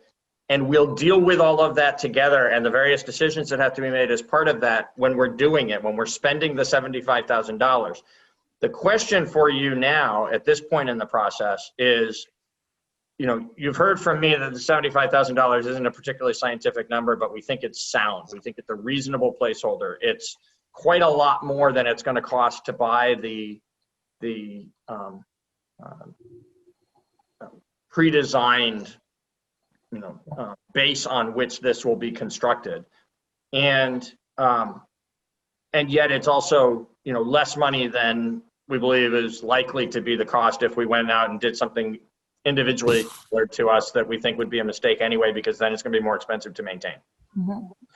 So I feel really solid about the 75, given what we know, which is limited but useful information.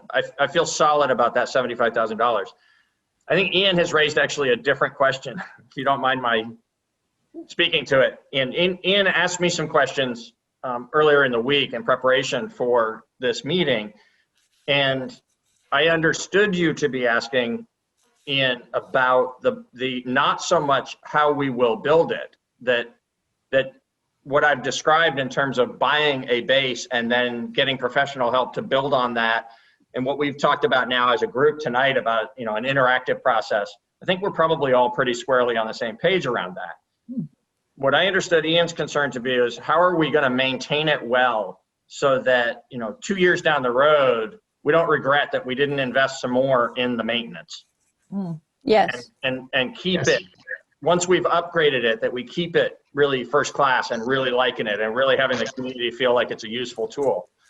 And for that, I need to know whether the rest of you have any appetite for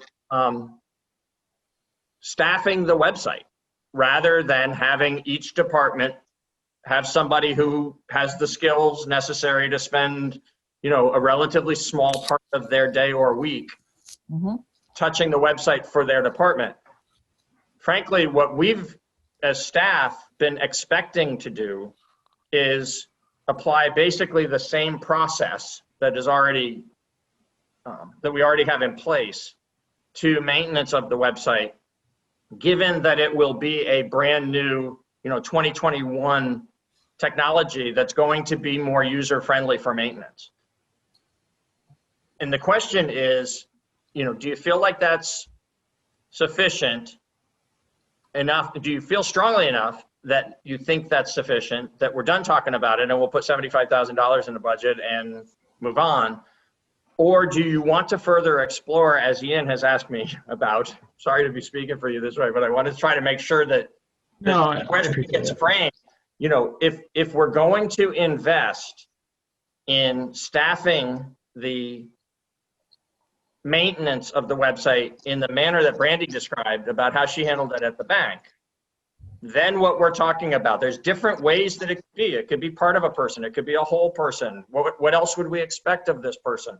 So we would do the piece of staff work to help bring you back information that would help you explore that further if you want to explore it further. But what we're talking about is adding operating cost to the town's budget in order to provide this more centralized maintenance of the website and perhaps something more.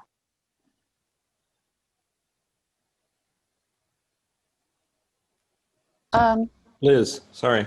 Yeah, I agree with Ian and, what you're describing, Peter, as, a half of a person or whatever to maintain and also to be a gatekeeper, because as a matter of fact, there have been some instances where, a non-uniform use of updating a website caused confusion, and it needs to be, there just needs to be not only standards, as Brandy was talking about, but also some sort of, truth teller about everything that every department is doing. Is it correct, and does it overlap with another, and so forth? So someone needs to be in charge. Daniel. Thanks. I would be interested in a person or a team of people, maybe it would be 2 half-time people, whose focus was not simply just on that website piece, but on public engagement or community engagement generally. I feel like we often are talking with department heads or department staff around like, how are you going to engage the community on this particular matter? And it's a continual need. And I think that there's an online part to it, and there's also a kind of like offline part. And I know that staff do elements of that, and I'm sure that in some people's cases, it's very much squarely in their skill set, and I'm sure in others less so, Ian, then I have a comment. I just want to thank you, Peter, for summarizing that so well. And I apologize for it. I will refrain from ever using a gardening analogy ever again. And I want to say, basically Liz and Daniel have together separately sort of spoken to the 2 components of exactly what I'm talking about. That I think it needs to be centralized with an individual, and Daniel, that communication and engagement with the town is beyond just the website, and that having those 2 components are kind of what I want town to go back and look and do some work on and see like what would that job actually look like, what would staffing the website actually look like, and that's what I'm really interested in. So I think we've finally gotten there. So I appreciate the patience. And I would just throw in that it feels, even to me, it feels a little bit early to start down a path of staffing, even though I can see what both Daniel and Liz and Ian are saying, but it feels a little bit early. Like I haven't even looked at other town websites and some queries as to how they handle it. Similar sizes, similar, missions as far as accessibility, the balance when it comes to open meeting laws. There's a lot of things to consider. So I'm just, and I have a crying toddler I have to attend to. I want to put a little like, yes, but let's not rush towards a position when we really don't know the thing all five of us want to see. Sure. We also have the reality of a very busy January coming up. Yeah. And if you did want to further explore this, we would do the piece of staff work in order to bring you back information for one of those mid-January meetings, because we need some time to do the piece of work. And then you'd need to devote the time in mid-January to thinking about whether you wanted to adjust the budget for this. So I'm not for it or against it. I need to know whether or not you want us to do the staff work. Oh, you're talking about, Ian, you're talking about adjusting this budget? Okay. Yeah, I'm talking about having the staff work be done to explore this further. And it would involve this budget, yes. Okay, well, I'll have to absorb that Cool. before I have an opinion on that. Do you want to take this up again next Tuesday after you've had a chance to digest it? That's a good idea. Next Tuesday? Could it be the Tuesday after that? Could it be the Tuesday after that? Have you thought about what's happening next Tuesday? Yeah, no, I know. Next Tuesday is going to be long. The next Tuesday. So I'm sorry, I know we're trying to wrap up here. What I would say about next Tuesday versus the Tuesday after that is, if you end up wanting us to do this work, we need some time. Yeah. And we're running out of time. So waiting 2 weeks to make the decision of whether or not you want us to do the piece of work makes me anxious. But yeah, it's a super long agenda for next week, and the following week it's not going to be as super long. So tell me what you like. Can I get clarity on what the work is that we think we're asking you to do, right? Because like I feel like we just very quickly went from talking about the website to all of a sudden talking about creating new positions. Right, which is why I wanted you to understand that that's what I understood Ian's ask to be, is adding a staffing component that will require money. And so if you decide you want that to be looked at, possibly to be included in this budget, then we've got some work to do, primarily Patrick and me, but I'll be working with the department heads around it too. I'll want to show you some different ways. I've heard you describe it differently from each other tonight in terms of, everybody kind of has a sense that if we did this thing, it would be website plus, but your plus might be different from your plus, might be different from your plus. And I think that's really fair, because there's different ways in which we can raise our game for communication with the community, and different ways in which that type of job is styled in different municipalities. And there's not many of them in Vermont, but there are a couple of examples that we could point to of, some sort of neighbors, not next door neighbors, but neighbors, and ways in which you could see how that's been done around us, not in places like, Greater Boston or whatever, where there's a lot of this sort of work going on, but there's also a lot more resources. Ian. And Tim, I just want to speak to the timing. Why I'm talking about this budget is because of the investment we're doing in the website. I think that they are. I really believe that this question and looking into this should happen at the same time. And so that's why I think we should do it now. And that will also encourage public comment on it, and we can hear what people have to say about that.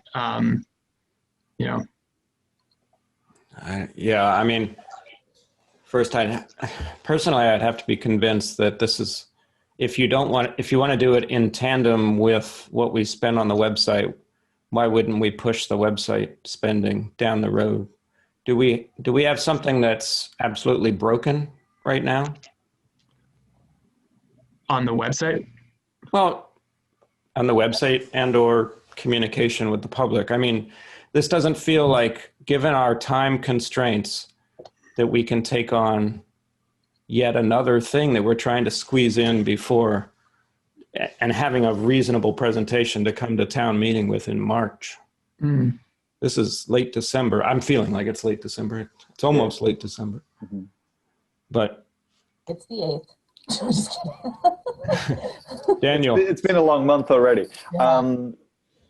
I mean, the website is something that's been a need for a while, right? And like, you know, even webmaster general now. I mean, like it's hard to navigate. It's hard to find what you need, and like that is a problem for folks in the town. Like, I'm interested in what Ian's proposing, and I'm also like trying to be kind of respectful of our capacity to really kind of engage things fully right now, given that we're still deep in some long discussions around housing. We've got the community safety review coming back to us in January. We've got the budget to wrap up.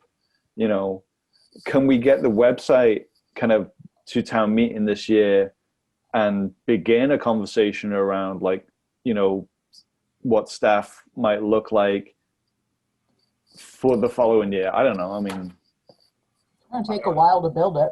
Like, no, maybe not. I don't know about these municipal ones. right. But this is the fiscal year 22 budget, right? So like, you know, that's the budget we're working with, and that's already a little ways from here.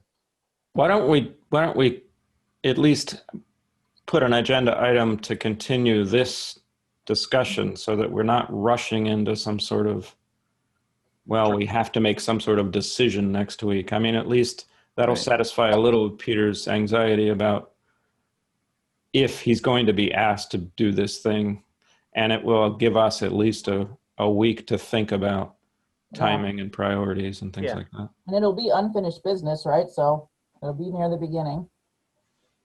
Would it be unfinished business? It's going to be, it is within the confines of the budget discussion. Yes, it's unfinished business, but because the budget discussion will come at the end of the meeting, this will also come at the end of the meeting. Oh, yeah. All right. I tried. Ian? I'm fine with it being on the agenda. I don't want this to delay the website. So, like, that was not my intention. So I definitely wouldn't want to push this out a whole year, all because of this sort of further idea of staffing it. But I would encourage the board to think about the effectiveness of having it staffed the moment it goes on versus having it run a year and then we realize it should be staffed and then trying to put somebody on afterward. So, but just to speak to Tim, what you were saying, if this was, I'm throwing this up to the board as something I've been thinking a lot about, and I thought that this was the time to do it. This was like, this is the moment. You know, we're in the budget talk now, and we're talking about the website. So this was felt like the time. So if it's not something that's really the will of the board to look at further, then that's okay too. I'm really glad that we're redoing the website. So. I was just advocating for, you know, definitely speaking to it, but not having some sort of benchmark for deadline. Peter? Yeah, just forgive me, Ian, because this is going to make it easier for people to say no. But I just think you ought to, as you reflect in this next week before you have that conversation, it isn't, because we're not even going to start the process of hiring the people who are going to then work with us to build the website. It isn't going to be a year of waiting for that staffing. If you did decide in next year's budget to provide centralized website management and some additional public communication, the building of the website is going to take months. It may take a good part of the next fiscal year. So getting it up and running, let's say in the early part of 2022, and maintaining it in a decentralized manner for a matter of months or forever. But, you know, if you did decide you were going to fund or recommend to town meeting the funding of centralized website management, you know, that decision would be made a year from now. We won't have a live new website a year from now. We'll have a live new website sometime after that, but before July of 2022. And so I think these things can happen in sequence. I always forget the cash doesn't get released until July. Right? So if we approve the website now, the cash doesn't get released till July. No. Right. Can we revisit the subject? next Motorcycle went by. I didn't hear you. Can we revisit the subject next week? Yeah. Sure. I think, you know, Peter's idea of that we have time is good for us to keep this in the back of our minds all the while the website is being worked on, so that we'll have a good sense of what type of maintenance would be appropriate when it's completed. Absolutely. And I'm not, you know, I'm not opposed to any of the ideas that were warned, that were aired. I'm just alarmed at the idea that we need to get into alignment before town meeting on this. Maybe it could sell me next week. Right. Ian. I appreciate that, Tim. And it's my excitement, youthful excitement about all of this stuff. And I think it's a really good point that we don't need to, you know, we don't need to be putting false time constraints on ourselves. So that's really noted. But I appreciate the board taking the time tonight to talk about this, because I think it is an important discussion to have. Absolutely. Absolutely. Maybe you could get a house plant and then wait till spring. Well, I bought some more amaryllis the other day, Liz. Yeah. Oh gosh. Okay. Let's reel it back. Listen, I'm going to try to use my newfound power, which I don't know how to use it yet, to actually have Gary come on. Oh, as co-host? Yeah, I'm co-host now, I think. That you are. You've got it. All right, I see a lot of sleepy eyes out there, so I'm not going to keep you guys for long. Sandman is calling. So I'm going to take this piece of paper that I have, and I'm going to stick it right on my computer. We can continue this because it's very interesting what you guys are talking about. And when I was in New York, I used to hang around a lot of IT guys. You could spot them. They wear jeans and just a T-shirt or just a regular shirt and tie. So can't see you yet, Gary. Oh, my video's active. We had a blackout and all that, but it's Comcast, you know. So, but yeah, basically, that I could definitely just bring. And I'm glad you guys brought that to that attention. But I guess the thing I would look for, and then looking at, I do get a habit of calling Jan quite a bit. And I do go on the website, and the website alone, I think, can be updated. It looks a little bland, but that's just me. But navigation, clarification on that. And the biggest thing an IT guy said to me, your website always has to have is presentation. And presentation means a lot. So I mean, each county, I guess, and other places have a different amount of money to upgrade their websites. So I guess, like you said, shopping around is definitely a good idea, Ian. This is a very complicated thing. And then I didn't know who you currently had that was doing your website. Currently now, talking about this a lot more. A variety of town staff. Oh, okay. So then probably what we'll do, like you said, getting out maybe a survey of people and asking them what would they like down the road, like you said, might alleviate a lot of the thought patterns that you guys were talking about and feedback to see what they want. Like I said, down the road to the RTM, they can just bring it up later on. Tim, you got a point too. That's something probably later on that could be brought up. And in the meantime, maybe some surveys like you did the last time we used to have the meetings and see what feedback you can get, what people would be interested in seeing on the new website once it gets built. Thanks, Gary. You're welcome. Yeah, we'll be talking much more about this in the future.